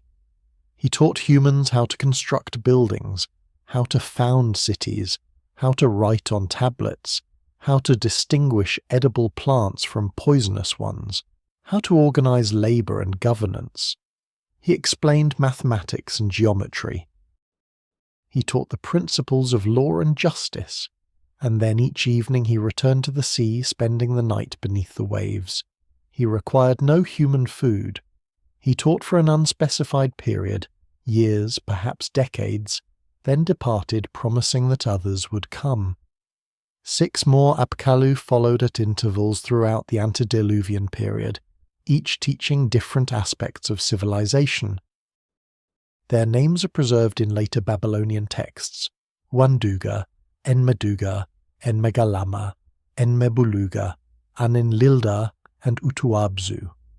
Some taught agricultural techniques. Others taught medicine or astronomy or music. Each one emerged from the sea, instructed humanity in specific knowledge, then departed back to the waters.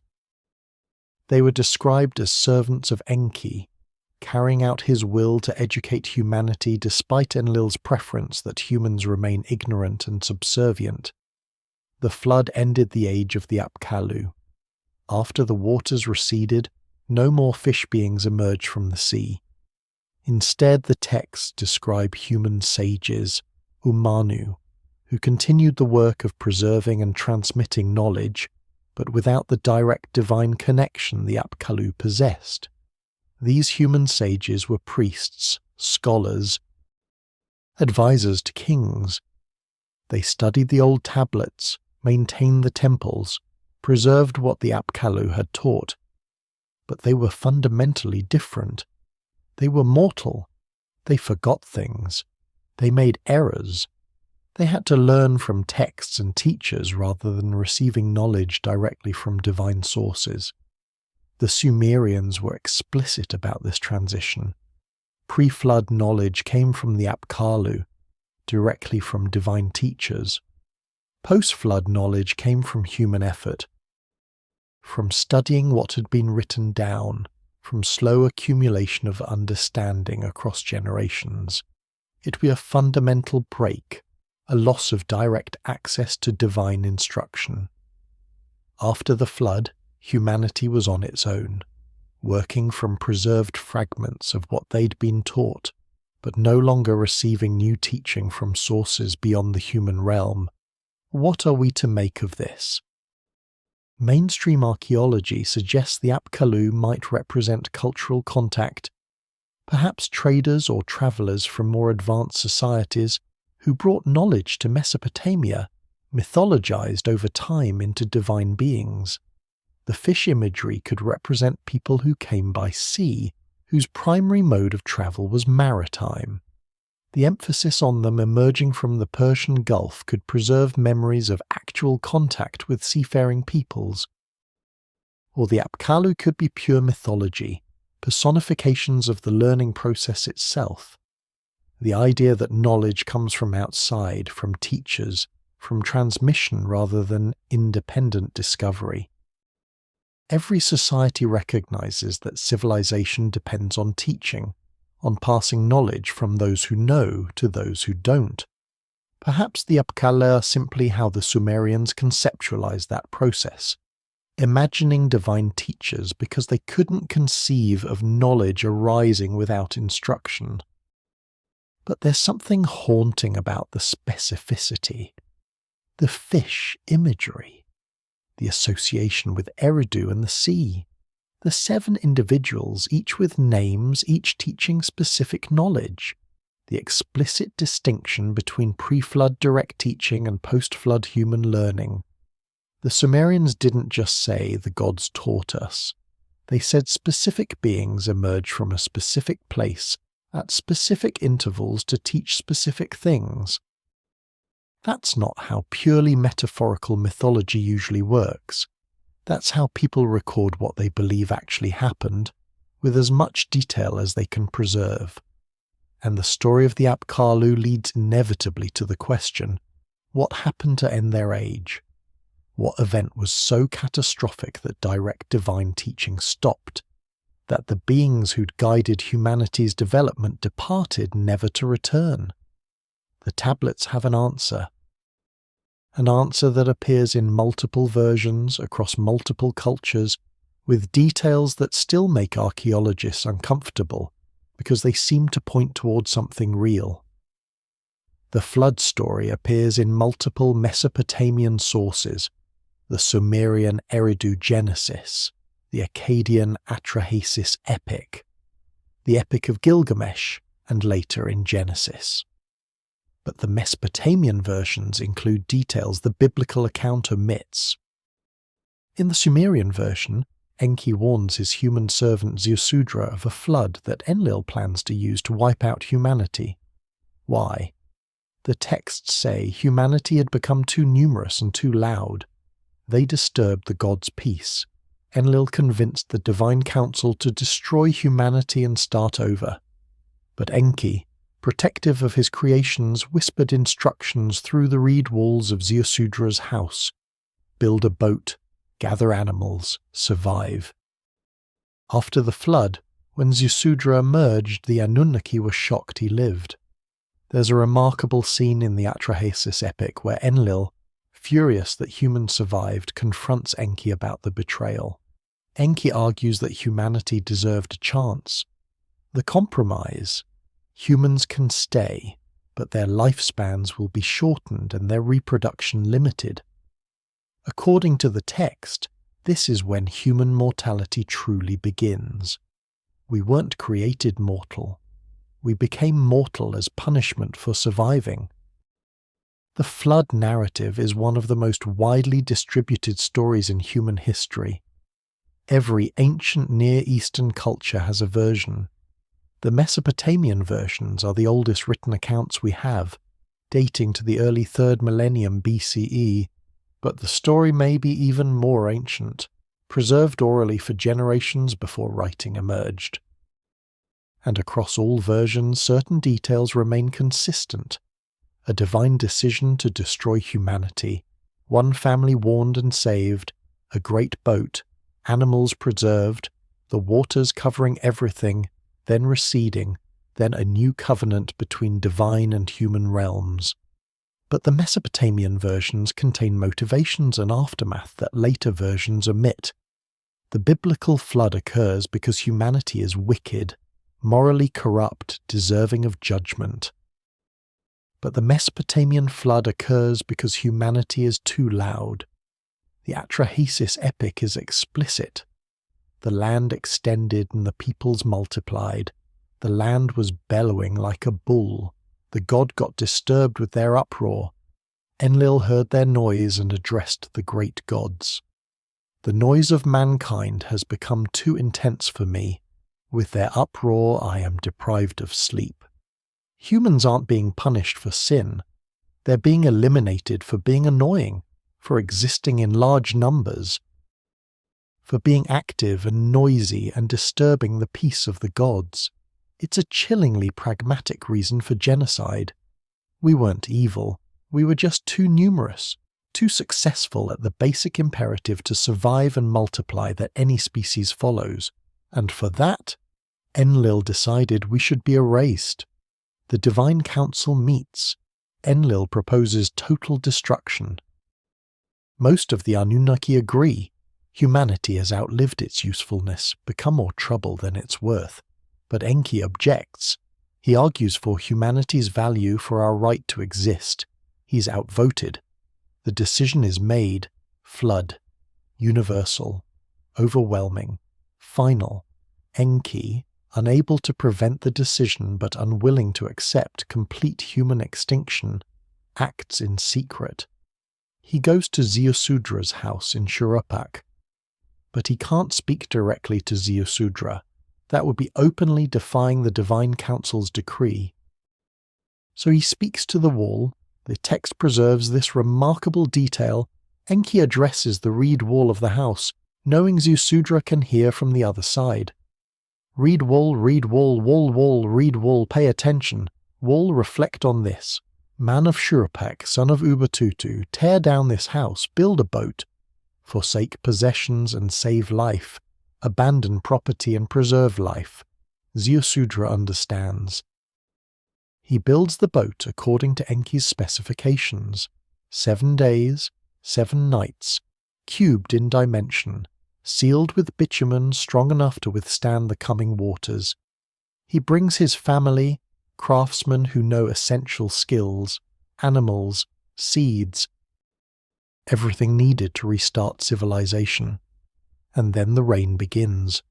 The description of the flood is apocalyptic: 7 days and nights of rain, the foundations of the earth shaking, waters rising from below and above simultaneously.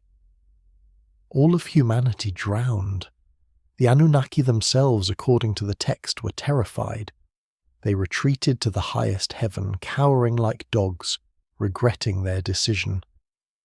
The goddess Ninhursag wept, crying out that she shouldn't have supported the destruction of beings she herself had created. After 7 days, the waters begin to recede. Ziusudra's boat comes to rest on a mountain. He opens a window, sends out birds to test whether land has emerged. First a dove returns, finding no place to land. Then a swallow returns. Then a raven doesn't return, meaning land is available. Ziusudra emerges, makes a sacrifice. The smell of the offering rises to the heavens. And here's where the narrative becomes remarkable. The Anunnaki, who haven't eaten in 7 days because all humanity, the beings who made sacrifices and offerings, has been destroyed, smell the sacrifice and gather around it like flies.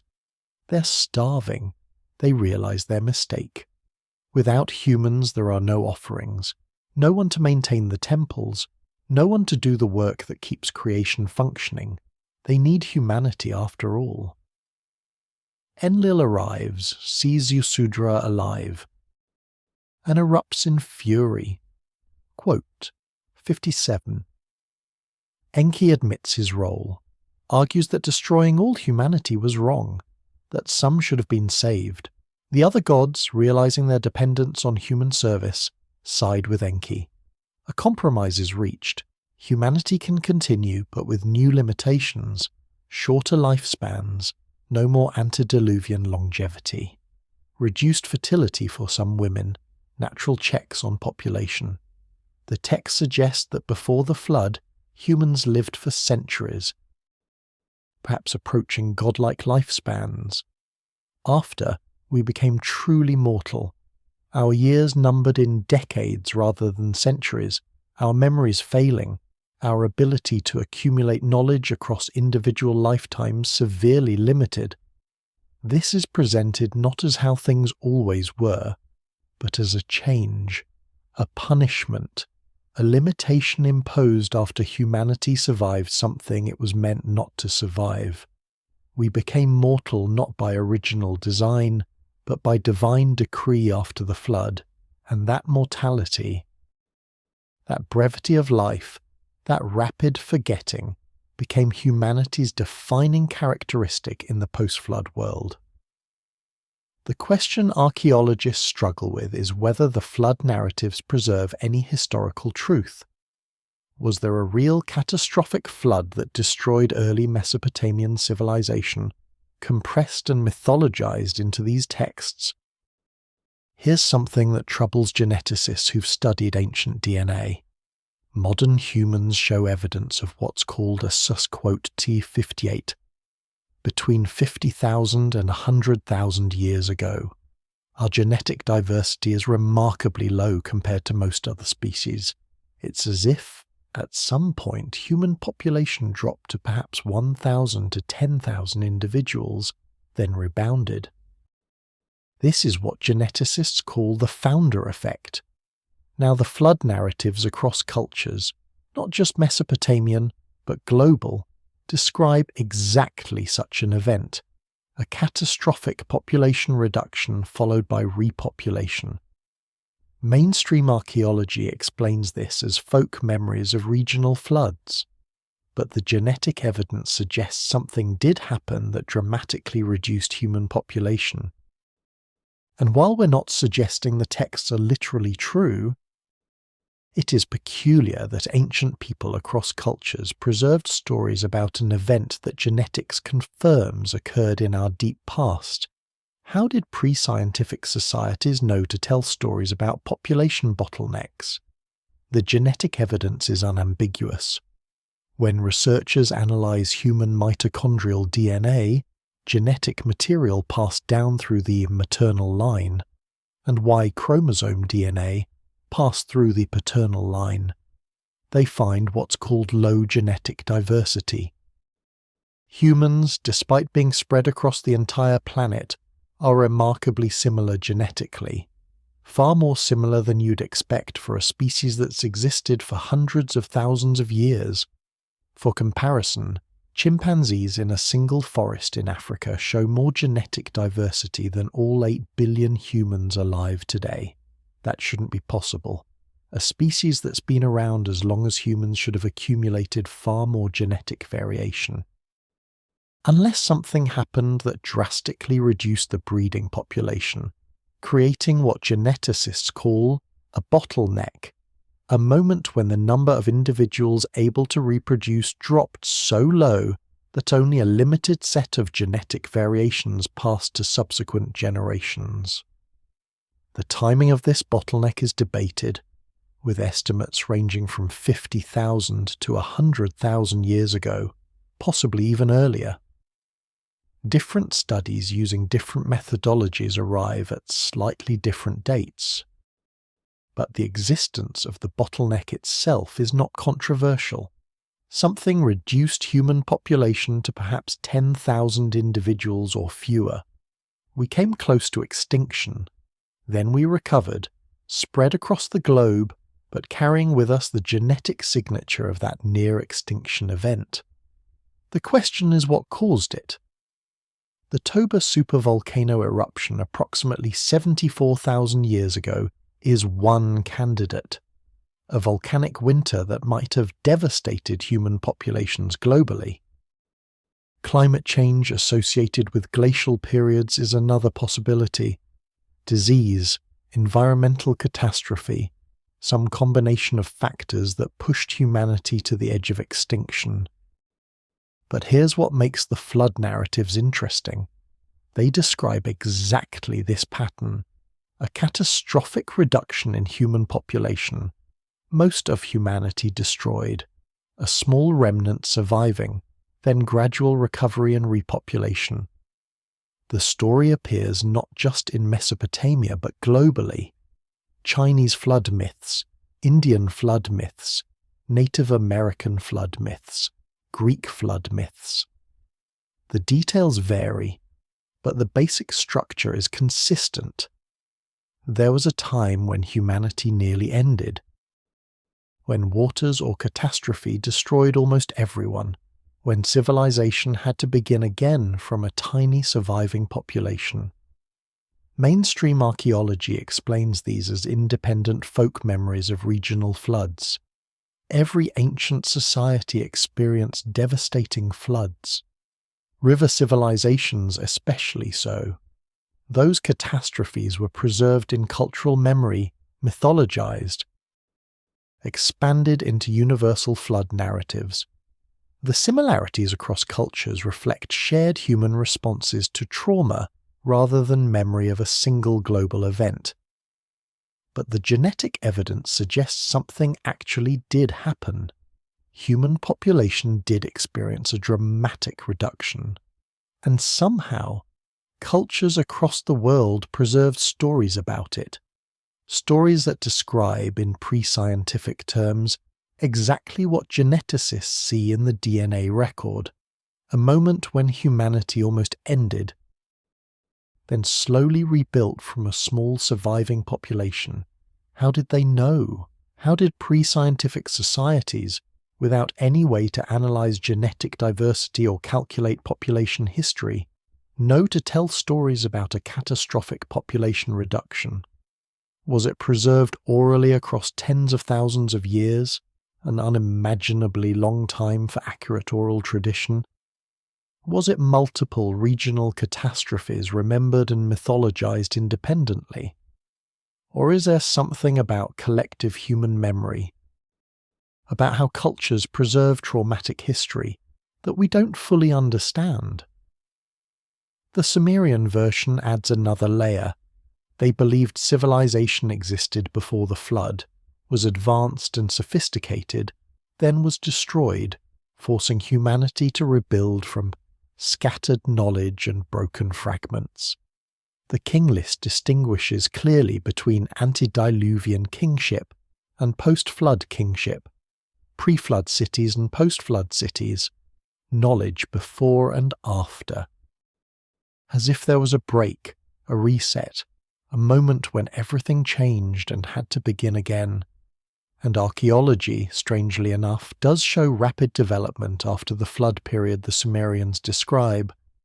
The cities that define Sumerian civilization emerge suddenly, explosively, with sophistication that seems to arrive complete rather than develop gradually. Archaeological excavations across Mesopotamia reveal something peculiar about the rise of Sumerian civilization. Around 3500 BCE, you have scattered Neolithic settlements, small villages, basic agriculture, simple pottery.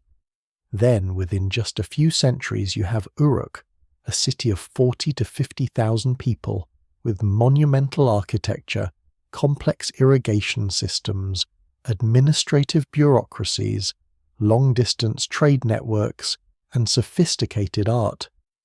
The transition isn't gradual, it's explosive. Archaeologist Guillermo Algazi called it the Uruk expansion. Cities like Ur, Eridu, Nippur and Uruk suddenly appear, already sophisticated, already organized. The Sumerians themselves explained this rapid development simply. The Anunnaki gave them the knowledge. They didn't slowly figure out agriculture, writing, mathematics, and governance. They were taught. And while modern archaeology attributes this to cultural contact, trade, and natural innovation, the speed of development still raises questions. Why did civilization suddenly accelerate in this specific region at this specific time? The archaeological evidence shows a dramatic transformation between approximately 3500 BCE and 3200 BCE, just 300 years. Before this period, settlements in southern Mesopotamia were small, simple, with populations numbered in the hundreds. Agriculture was basic. Pottery was functional but undecorated. Tools were stone, bone, and wood. Social organization showed little differentiation, no clear evidence of ruling classes, professional specialization, or complex hierarchy. Then, seemingly overnight in archaeological terms, everything changes. Uruk grows to cover 600 acres, housing 40 to 50,000 people. That's a city, not a village.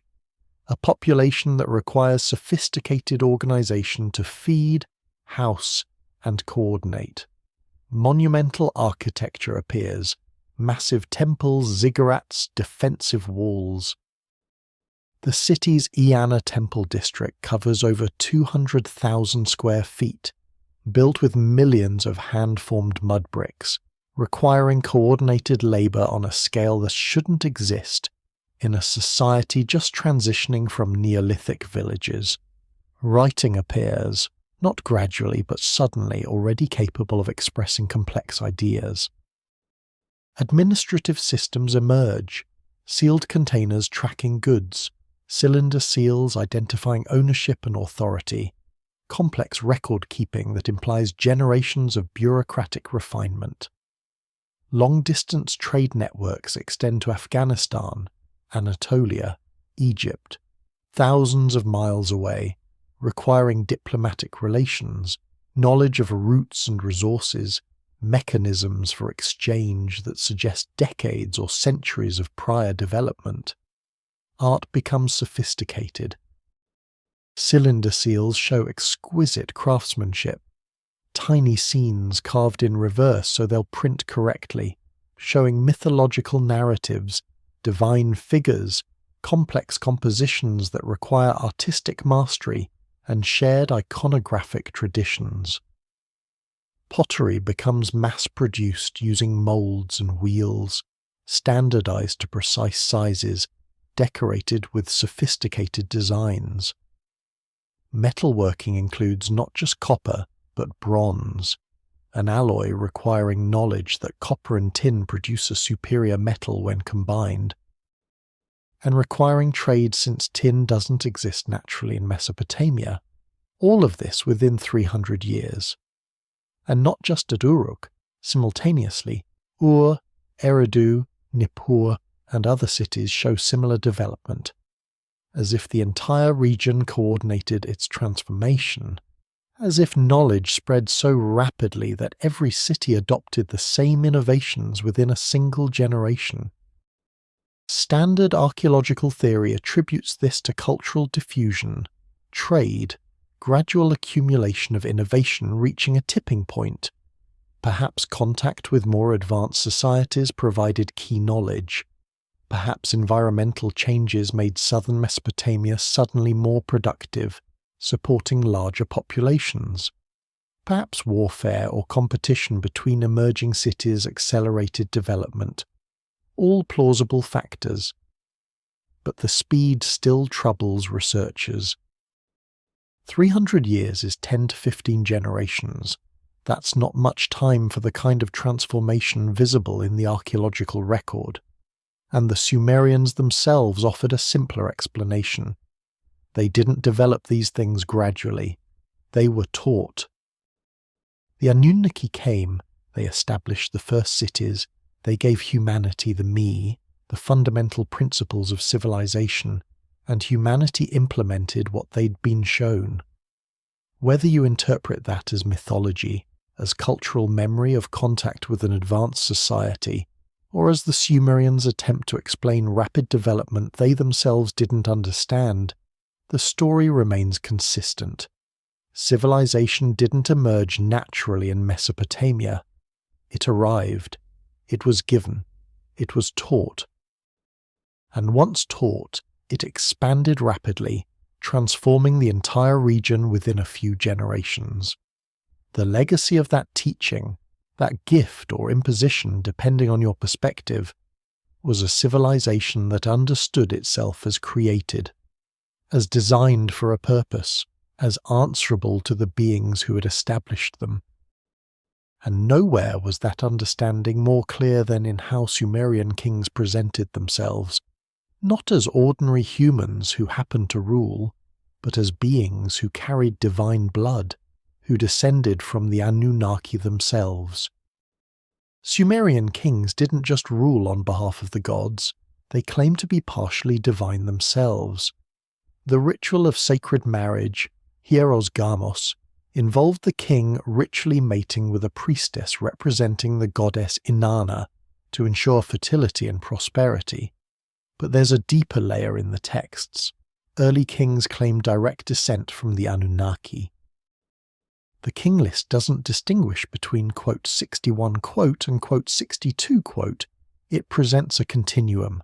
First the gods ruled directly, then demigod kings offspring of gods and humans, then purely human kings. The transition is presented as gradual, not categorical. And this raises a question. Did the Sumerians believe their rulers carried divine blood? That interbreeding between the Anunnaki and humans had created a ruling class?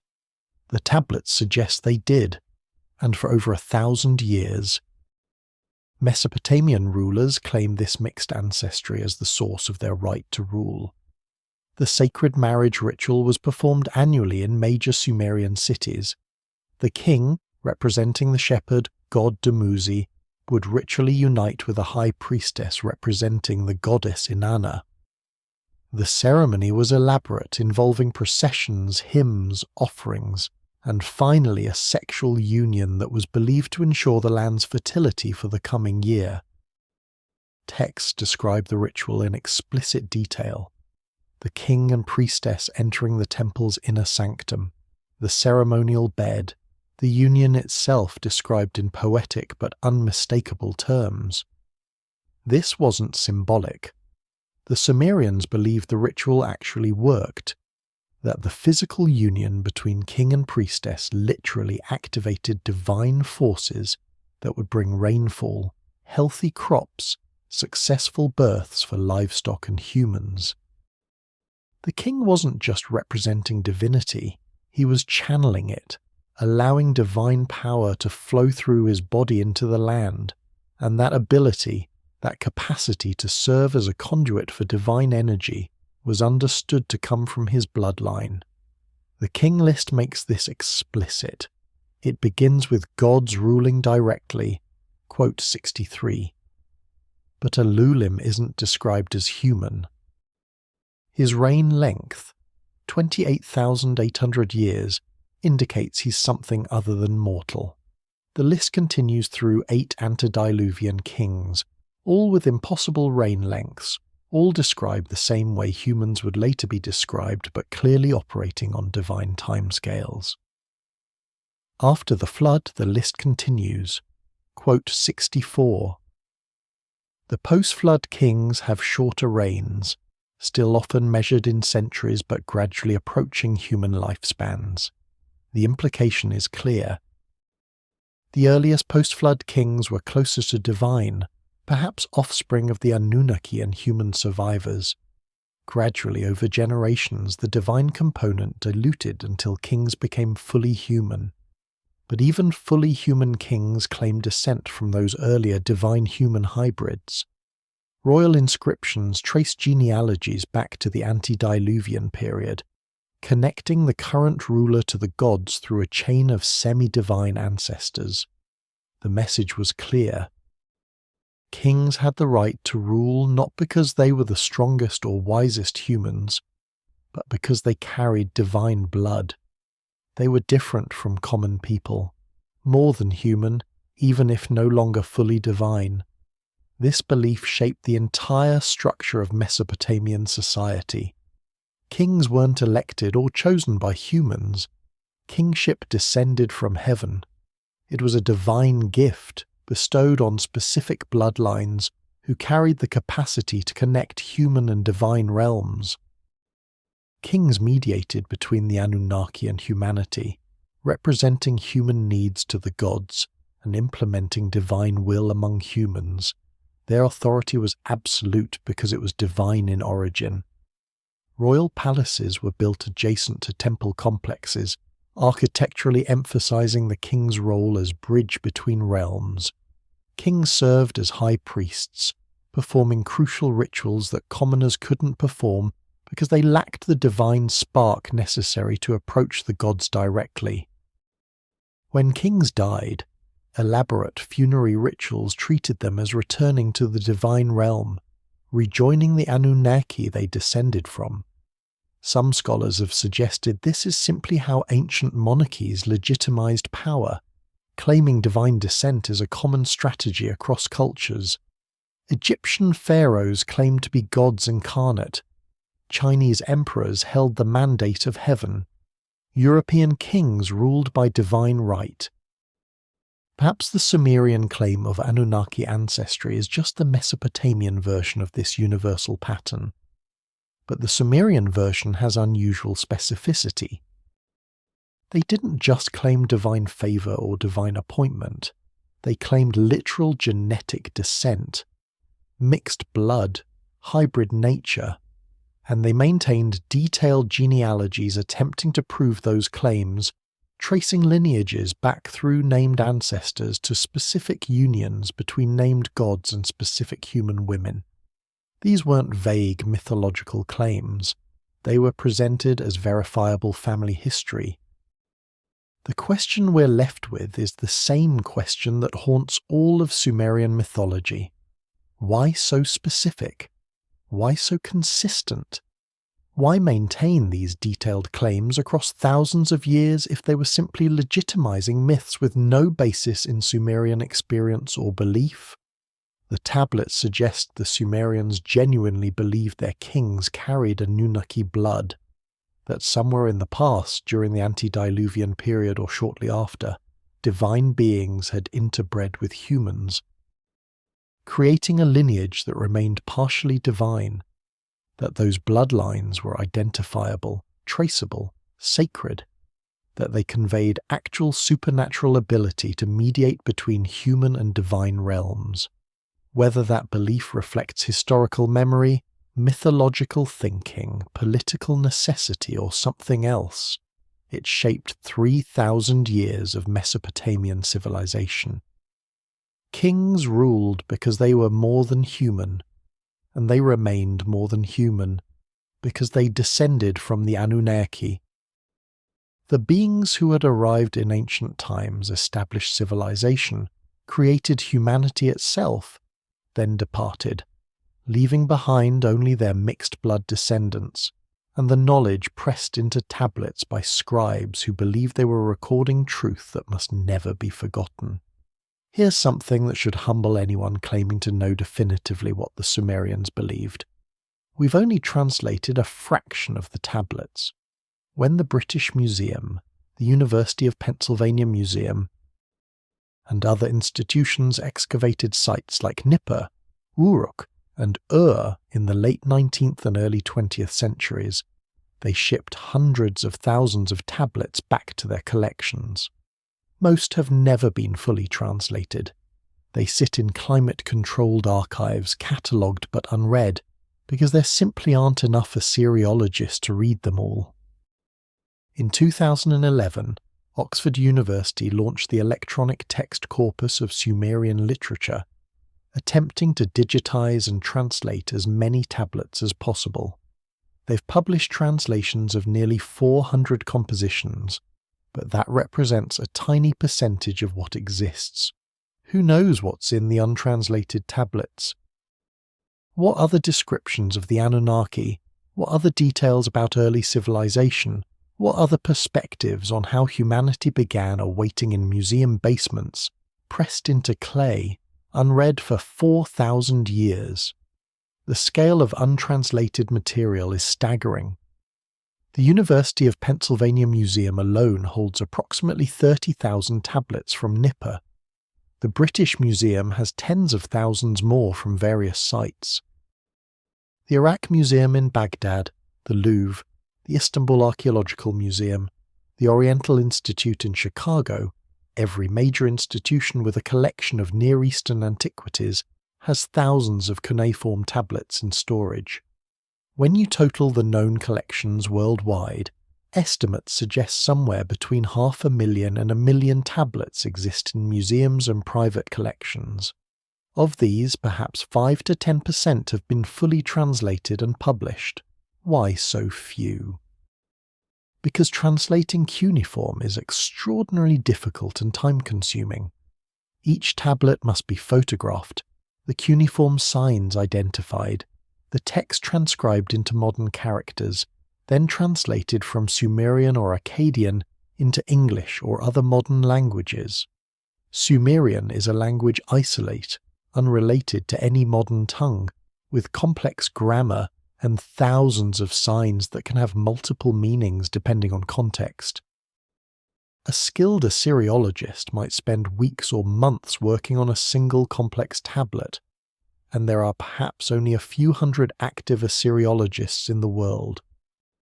They're primarily academics, working at universities, translating texts as research projects, publishing in scholarly journals. The pace of translation is slow, very slow. At current rates, it would take centuries to translate everything that exists in museums, and that's not counting tablets still buried in Iraq, Syria, and Turkey, waiting to be excavated. What might be in those untranslated tablets? We can't know, but based on what has been translated, they likely contain more versions of known myths, showing variations and details that expand our understanding.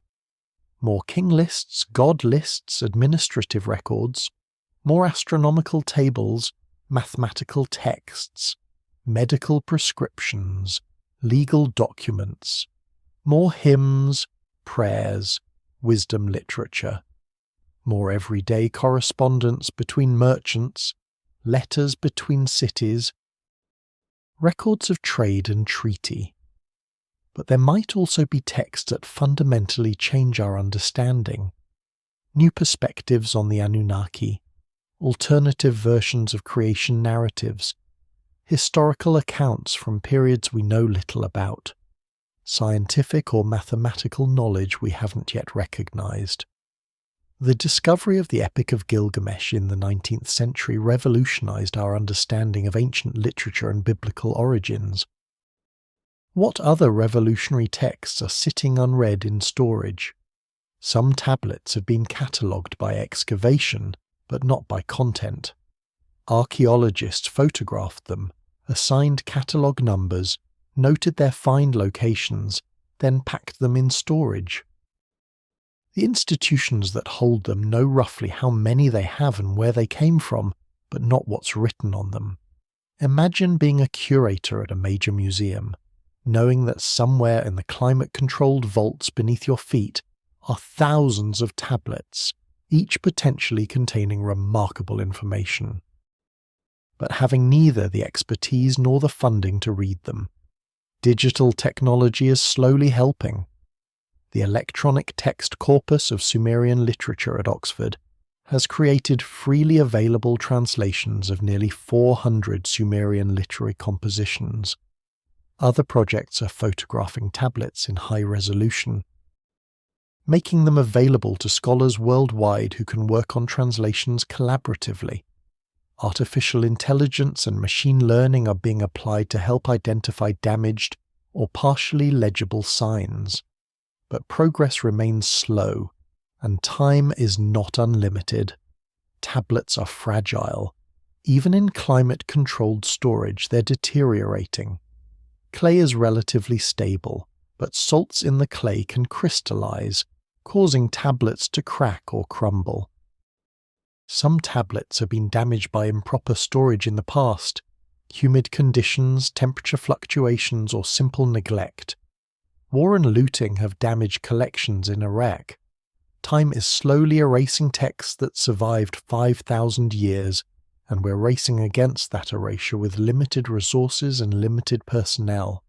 So when anyone claims to know definitively what the Sumerians believed about the Anunnaki, remember, we've read perhaps 5 to 10% of the available texts.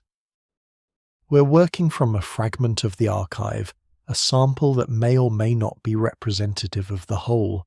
Somewhere in those untranslated tablets might be texts that clarify everything, that answer the questions we're asking, that provide context we're missing. Or they might simply confirm what we already know, adding detail but not fundamentally changing the picture. Either way, the tablets wait, patient as stone, holding their secrets in wedge-shaped marks pressed into clay by hands that turned to dust millennia ago. Questions written and unread, preserved and forgotten, waiting for the day someone finally opens the storage drawer, photographs the tablet, transcribes the signs, and hears again what someone 5,000 years ago thought was important enough to record permanently. But even with the texts we've translated, even with the narratives we can read, there's a deeper question. How do we know what's history and what's mythology? How do we separate memory from metaphor? Anthropologists have documented how oral cultures preserve accurate historical information across surprising spans of time.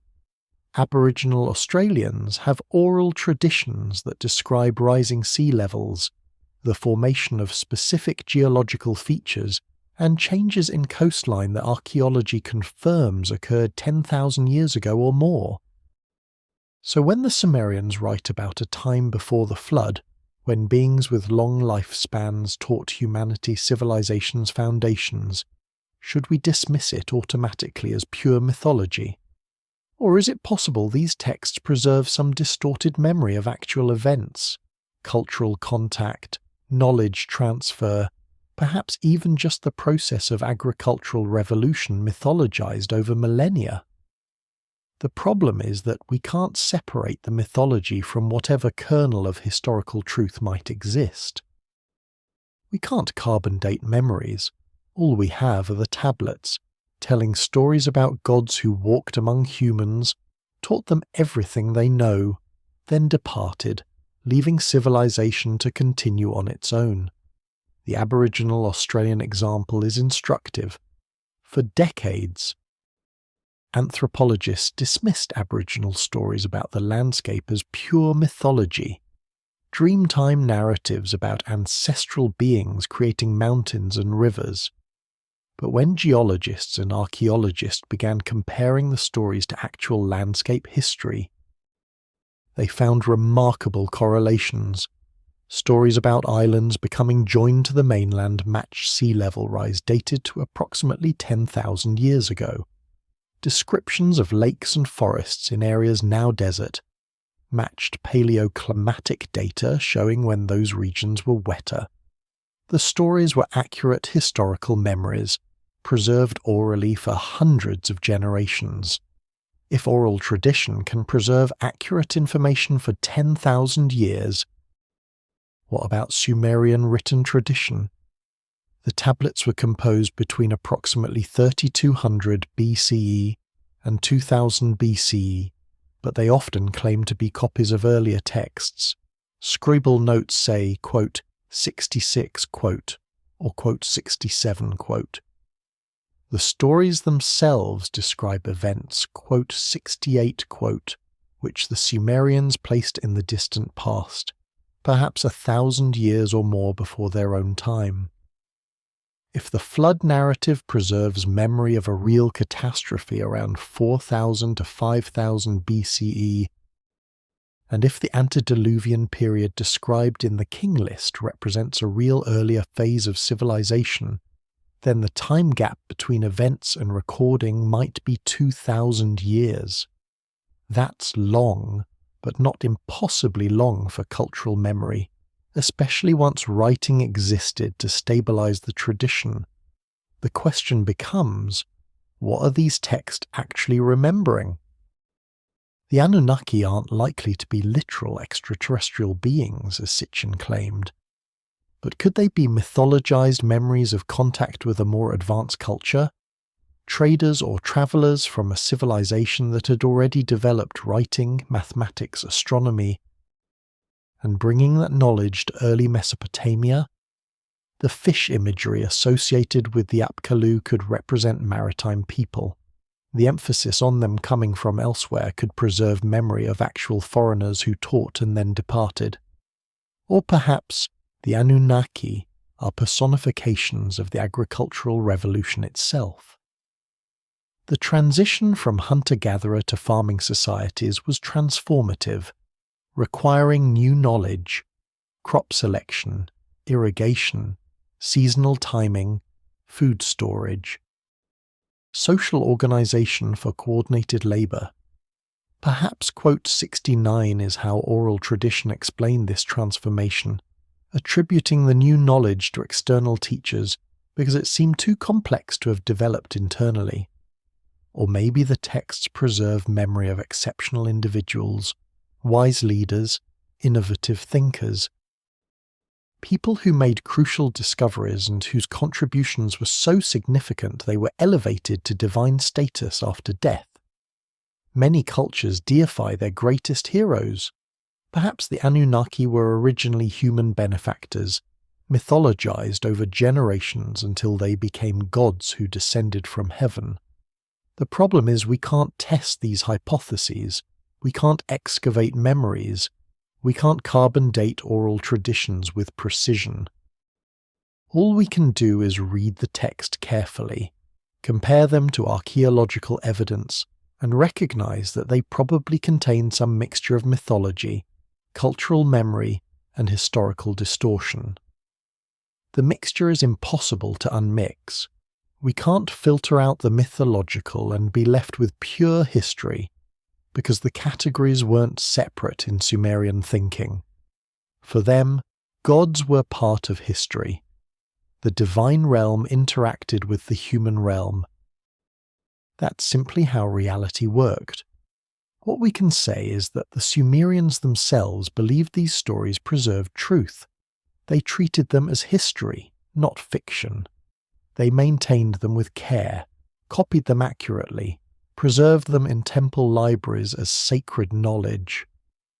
And whether that quote 70 was historical fact, cultural memory, religious belief, or some complex combination of all three, it shaped how they understood themselves and their place in the cosmos for 3,000 years. The uncertainty is uncomfortable. We want clear answers. Either the Anunnaki were real or they were myth. Either the texts are history or they're fiction. But reality resists such binary thinking. The texts are documents of belief, memory, tradition, and imagination, all woven together inseparably. And perhaps that's more interesting than simple answers would be. Perhaps the real mystery isn't what happened 5,000 years ago, but how humans make sense of their past, how they transform experience into narrative, how they preserve what they think matters across the gulf of time. And speaking of mysteries that resist clear answers, there's one more piece of evidence that continues to puzzle researchers, evidence that suggests the Sumerians possessed astronomical knowledge that shouldn't have been possible with the technology available to them. In 1975, researchers analysing Sumerian astronomical texts discovered something that should be impossible: accurate knowledge of Uranus and Neptune. These planets aren't visible to the naked eye. They weren't discovered in Western astronomy until William Herschel identified Uranus in 1781, and Johann Galle found Neptune in 1846 using telescopes. Yet a Sumerian seal known as V243, held in the Berlin Museum, appears to show 11 spheres around a central star, a depiction ancient astronaut theorists claimed represents our solar system, including the outer planets. Professional astronomers and assyriologists dispute this interpretation. They argue the seal shows stars, not planets, and that reading it as a solar system map is anachronistic. But the debate masks a deeper question. The Sumerians did have remarkably accurate knowledge of the planets they could see. How? They left detailed observations of planetary movements, eclipse predictions, and celestial mechanics that suggest generations of systematic observation. Who taught them to watch the skies so carefully? And why did they prioritize astronomical knowledge so heavily in their earliest writings? The Va-243 cylinder seal has become one of the most controversial artifacts in discussions of ancient knowledge. Ancient astronaut theorists point to it as proof the Sumerians knew about outer planets, suggesting they learned from extraterrestrial visitors. Mainstream scholars dismiss this interpretation as seeing what you want to see. The seal shows a star surrounded by other celestial objects, but nothing indicates these are specifically planets, much less our solar system's planets in correct order. The debate about this particular seal obscures the real mystery. The Sumerians did possess astronomical knowledge that's difficult to explain given their technological limitations. They tracked Venus with obsessive precision, creating detailed tables of its appearances and disappearances that spanned centuries. They understood Venus's 8-year cycle, that its positions repeat almost exactly every 8 years. They calculated its synodic period, 584 days, with precision that matches modern measurements. They predicted lunar eclipses with accuracy that required understanding complex geometric relationships between Earth, Moon, and Sun. They knew the length of the lunar month to within seconds. They calculated the solar year with precision that differs from modern measurements by only minutes. This kind of accuracy requires sustained, systematic observation across generations, careful record-keeping and mathematical sophistication to analyze patterns in the data. But here's what puzzles archaeoastronomers. The Sumerians show this sophisticated knowledge in their earliest astronomical texts. There's no visible period of gradual refinement where calculations become more accurate over time. The early tablets already demonstrate precision that suggests the observation program was mature, not just beginning, as if the Sumerians inherited an already developed astronomical tradition, rather than developing it from scratch. They also tracked phenomena that had no practical application. Precession, the 26,000-year wobble of Earth's axis, doesn't matter for agriculture or calendars on human timescales. Yet Sumerian texts show awareness of precession, dividing the precessional cycle into 12 ages. Why invest intellectual effort in understanding something with no immediate practical benefit unless someone taught them it was important? Unless watching the sky was, for reasons the tablets preserve but we don't fully understand, considered crucial to maintaining civilization, the tablets themselves provide an answer. Enki taught them. The Anunnaki showed them how to watch the heavens, track celestial movements, calculate time. The knowledge was gifted, not discovered. And whether you interpret that as mythology explaining natural development, as cultural memory of foreign teachers, or as religious belief in divine instruction, the result was the same. The Sumerians prioritized astronomy from civilization's beginning. They built ziggurats aligned to celestial events. They recorded observations on clay tablets. They passed this knowledge from generation to generation as sacred trust. The outer planets question remains unresolved. Could the Sumerians have known about Uranus and Neptune? Technically, both are visible to the naked eye under ideal conditions. Perfectly dark skies, no light pollution. Exceptional visual acuity, but they appear as faint stars, not obviously planets. Recognizing them as planets would require tracking their movements against the stellar background over years, noting that they move while stars remain fixed. Possible, but requiring observational dedication that seems unlikely unless you already knew they were there and were specifically looking for them. The more likely explanation is that the controversial cylinder seal doesn't show our solar system at all, that Sitchin and others misinterpreted it, and that the Sumerians knew only the 5 visible planets: Mercury, Venus, Mars, Jupiter, Saturn. But the fact that this debate continues, that researchers still argue about what the Sumerians knew and how they knew it, reveals how much about their astronomy remains mysterious. How they achieved the precision they demonstrably possessed. Why they cared so deeply about watching the sky. What they thought they were tracking up there among the stars. And why, as the centuries passed and Sumerian civilization transformed into Babylonian and Assyrian empires, the relationship with those celestial forces gradually changed. Why the gods who had once walked among humans slowly withdrew until they were only distant presences, prayed to but never seen. Sumerian texts describe a transition. Early tablets speak of the Anunnaki as physically present, walking among humans, ruling cities, issuing commands directly. But later texts show a gradual withdrawal. The gods become more distant. They communicate through priests and priestesses. They no longer appear physically in temples. By the time of the Babylonian Empire, 1500 years after Sumerian civilization's peak, the gods are entirely absent.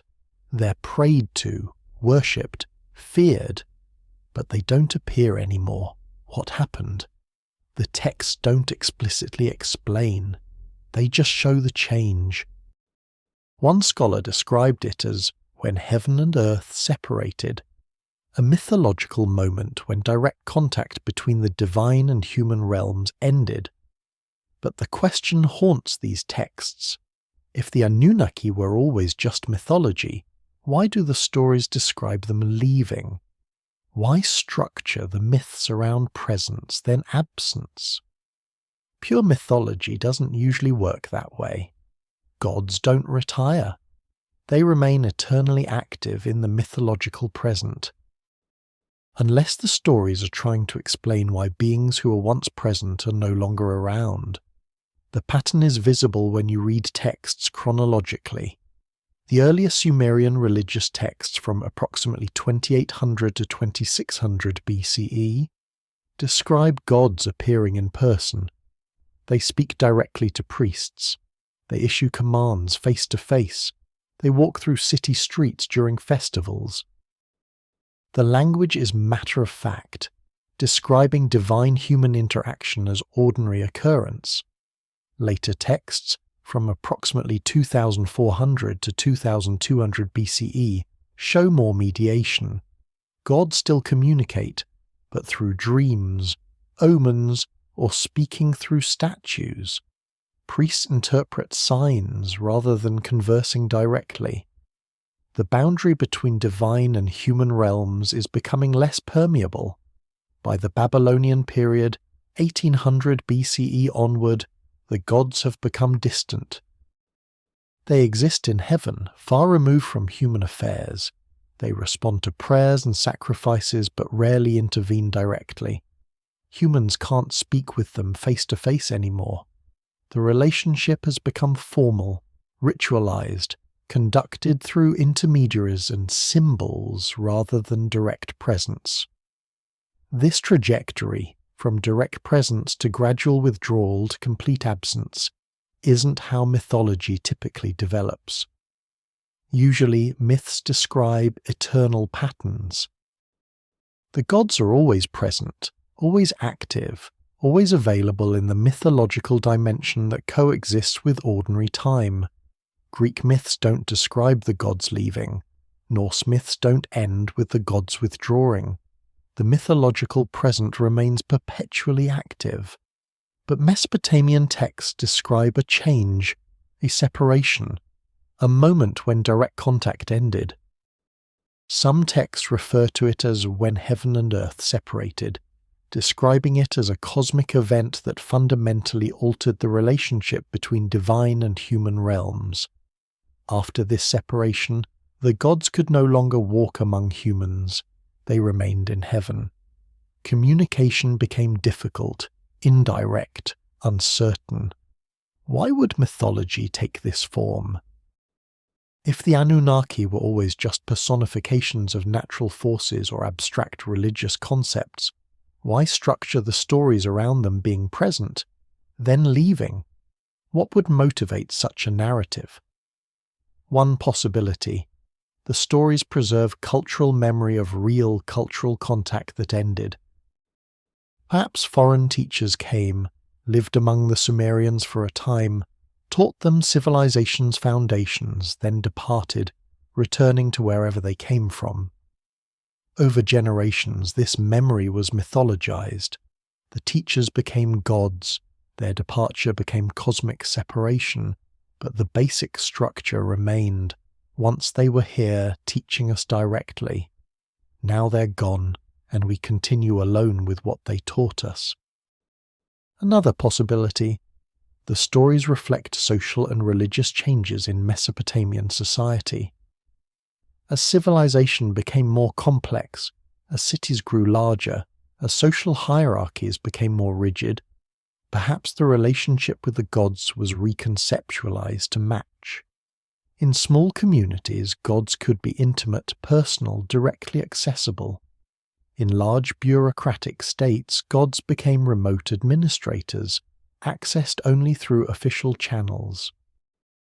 The mythology changed to reflect changing social reality. Or perhaps the text preserved theological development. Mesopotamian thinkers gradually concluding that gods couldn't simply walk around in physical form, that divinity must be transcendent beyond material reality. The withdrawal of the gods represents philosophical refinement, moving from primitive anthropomorphism to more sophisticated religious concepts. But there's one more possibility, one the Sumerians themselves would have accepted. The Anunnaki were real, in whatever form, and they actually left. They withdrew because their work was complete, because humans had learned enough to continue alone, because the relationship had served its purpose and was ending. The texts describe their departure because their departure actually happened, not in literal extraterrestrial terms, but in whatever way divine presence manifests and then ceases. We can't know which interpretation is correct. Maybe all contain partial truth. What we can observe is that the texts themselves present the absence as loss. Post-flood, post-separation humanity is diminished, working from fragments of knowledge, no longer receiving direct instruction, maintaining traditions we don't fully understand because the teachers who could explain them are gone. There's nostalgia in these texts, a sense that civilization was greater once, when the gods still walked among us, when knowledge flowed directly from divine sources, when the world made more sense because you could ask questions and receive answers from beings who knew everything. And that longing, that sense of loss, that feeling of working from inherited knowledge whose full meaning we've forgotten, that resonates across 5,000 years. Because in a sense, we're all working from inherited knowledge, using technologies and ideas we didn't personally discover, standing on foundations laid by people we'll never meet, preserving traditions whose origins we've forgotten. The Sumerian feeling of separation from sources of knowledge is the human condition. We're always building on what came before, always working from incomplete understanding, always wondering what the original teachers meant when they created what we've inherited. 5,000 years later, the tablets remain, some in museums, some still buried beneath the rocky sand, each one pressed into wet clay by hands that believed they were recording truth. The question we're left with isn't whether the Anunnaki were real in the way ancient astronaut theorists claim. The physical evidence doesn't support extraterrestrial visitation, but the question that lingers is more subtle. What were the Sumerians actually trying to tell us? Why did they insist with such specificity and consistency that civilization didn't develop naturally but was taught?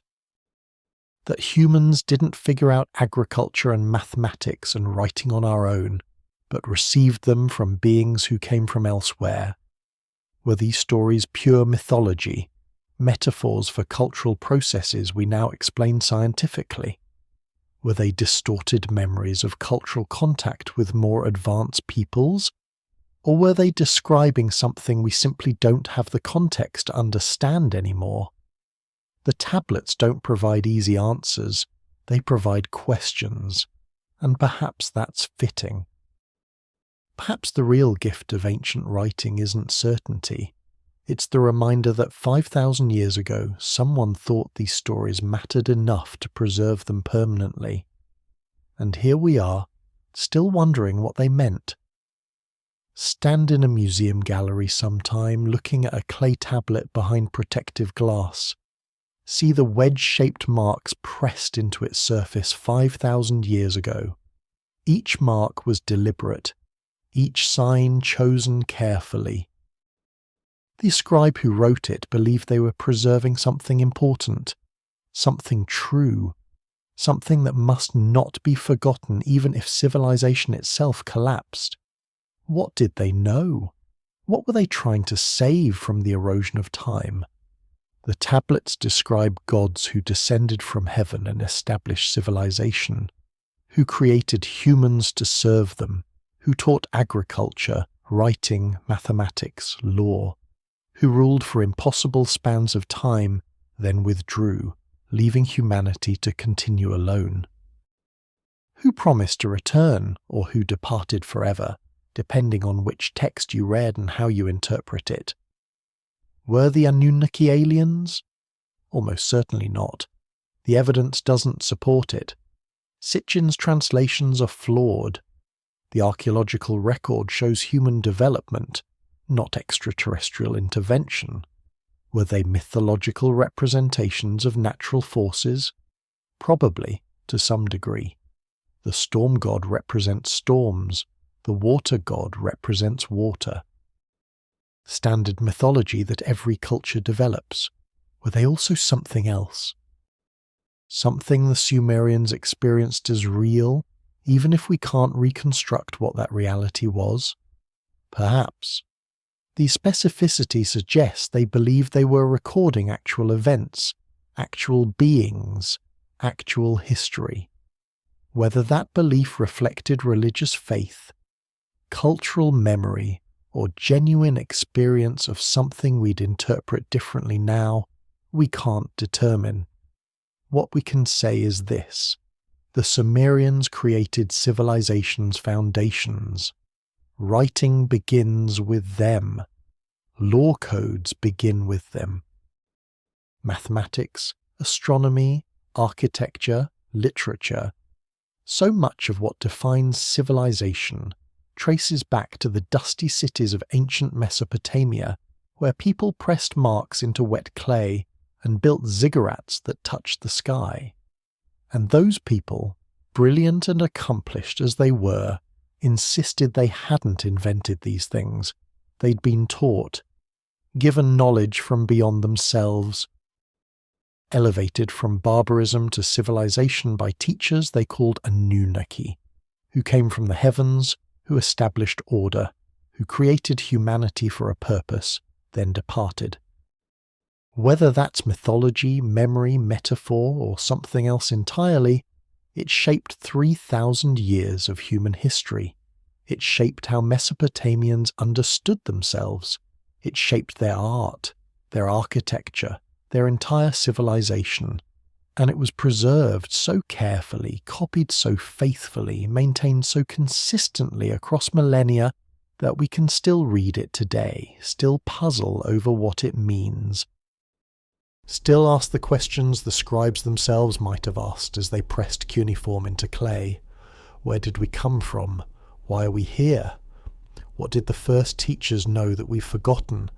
Will they return? Should we want them to? The clay holds these questions without answering them. 5,000 years of silence since the tablets were written. 5,000 years of clay preserving what hands pressed into it, what minds believed, what civilizations thought must never be lost. And here we are, still reading, still wondering, still asking what the Sumerians were trying to tell us about who we are and how we became what we are and what beings, real or imagined, divine or human, shaped us into a species that builds cities and writes on clay and watches the stars with such intensity that it almost seems we're looking for something, remembering something, trying to recognize something we once knew but have forgotten. The tablets can't tell us if that's true. They can only tell us that 5,000 years ago, the Sumerians felt it too, that sense of being created rather than evolved, taught rather than self-discovered, shaped by forces beyond themselves for purposes they served but didn't fully understand. Maybe that's mythology. Maybe that's memory. Maybe that's simply the human condition, finding ourselves in a world we didn't make, using knowledge we didn't discover, standing on foundations we didn't lay, always asking where it came from and wondering what the original builders meant, and whether we're maintaining what they established or forgetting something crucial they wanted us to remember. The tablets don't answer, they just wait. Patient as they've been for millennia, holding their wedge-shaped secrets, preserving their questions, ready, always to make us wonder about the world that was and might have been, about the teachers who may have come and definitely departed, about the knowledge we carry without understanding its source, about the purpose we serve without quite remembering who designed us for it. And so the Anunnaki remain what they've always been, a question pressed into clay. A mystery that survives translation but never quite resolves, a story too specific to dismiss, too strange to accept, too persistent to forget. Waiting in museums and ruins, in translated texts and untranslated tablets, in reconstructed ziggurats and excavated cities, for someone to finally understand what the ancients meant when they wrote that kingship descended from heaven, that civilization was taught not developed, that we are created beings serving purposes we've forgotten. Remembering through distorted mythology what our makers wanted us to know.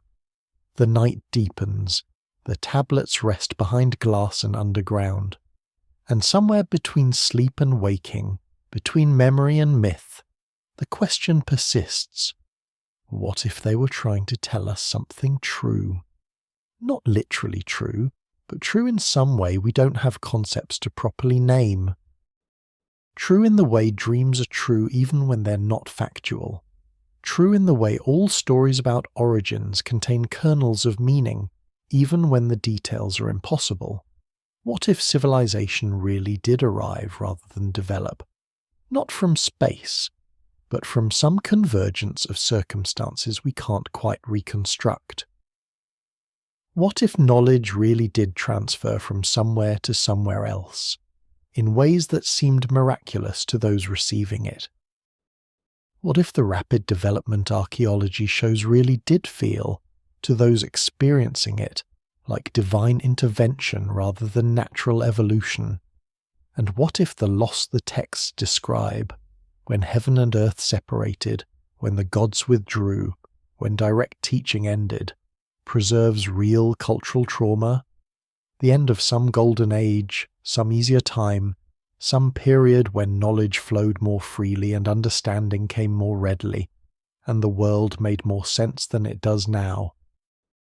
We work from fragments, both literally, fragments of tablets, fragments of cities, fragments of understanding, and metaphorically. We're all working from incomplete knowledge, partial understanding, inherited wisdom we can't fully reconstruct, just like the Sumerians described themselves working after the gods departed. Maybe that's the real message. Not that aliens visited, not that gods walked among us, but that humans have always felt this way, like we're working from inherited knowledge, like we're maintaining systems we don't fully understand, like we're preserving traditions whose original meaning we've lost, like we're following instructions from teachers who are no longer here to explain what they meant. The tablets remind us we've felt this way for at least 5,000 years. That the sense of working from fragments, of having lost direct connection to sources of knowledge, of being separated from a time when understanding was clearer and wisdom more accessible, that's ancient. Older than writing itself, preserved in the very first things humans chose to write once they had the power to make thoughts permanent. Perhaps that's all the Anunnaki ever were, humanity's way of saying we're working from inherited knowledge. We didn't create this ourselves. We're maintaining what was given to us by those who came before, and we hope we're doing it right even though we're not always sure we understand what they meant. And if that's true, then the tablets are still speaking, still relevant, still telling us something about the human condition that matters as much now as it did 5,000 years ago, when scribes pressed cuneiform into wet clay, trying to preserve truth they believed must not be forgotten, truth about who we are and where we came from and what forces, human or divine, mythological or real, shaped us into beings who write and wonder and look at stars and ask eternal questions about our origins. Rest now. Let the questions settle. Let the mystery remain mysterious. Let the clay tablets hold their secrets a while longer, while you drift into dreams where perhaps, in some way we don't have language for, the ancient knowledge still flows, the teachers still instruct, and the Anunnaki, in whatever form they ever existed, still walk beside us through the darkness, guiding us toward morning. And so, as you drift toward sleep tonight, somewhere between dream and history, Consider those ancient scribes pressing cuneiform into wet clay by lamplight in cities that are now dust. They believed they were preserving truth. They believed future generations would need to know where civilization came from, who taught it to humanity, what we were created to do. They believed these stories mattered enough to make them permanent, to bake them into clay that would survive 5,000 years of war and weather and the slow erosion of forgetting. Whether the Anunnaki were gods, myths, memories, or metaphors, the Sumerians spent 3,000 years maintaining these stories with remarkable consistency. Kings claimed descent from them. Priests offered sacrifices to them. Astronomers watched the skies they'd supposedly taught humanity to observe, and scribes copied their narratives from older tablets, preserving across generations what someone in the deep past had thought must never be lost. We're connected to them now, across that immense span of time, connected by curiosity, by the same questions about origins and purpose and whether we're alone in developing consciousness, or whether something guided us, taught us, elevated us from what we were to what we became. The Sumerians asked these questions in cuneiform. We ask them in different languages, with different frameworks, but the questions remain essentially unchanged across 5 millennia. The tablets rest in museum cases now, behind protective glass. Their wedge-shaped marks still holding mysteries we're only beginning to understand. Some stories we can translate, some remain opaque. And some tablets still wait in storage, unread, patient as they've been since hands pressed them into shape when the world was younger, and the gods, perhaps, seemed closer. So, let yourself drift now, into the same darkness those ancient astronomers watched, under the same stars they tracked with such intensity.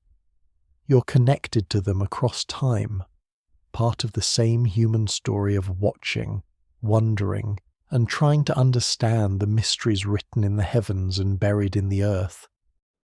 The questions they asked are your questions too. The longing they felt for connection to something greater, for understanding of where we came from and why we're here, echoes in you as it echoed in them. Rest now. The ancient world will still be here, waiting to share its secrets when you wake. The clay endures, the questions remain, and somewhere in the space between sleep and story, the Anunnaki watch over you still. Whether as gods or myths or memories or simply the eternal mystery of human origins preserved in the oldest writing we have, sleep well. Let the ancients keep their vigil while you rest. They've been patient for 5,000 years. They can wait through one more night while you dream.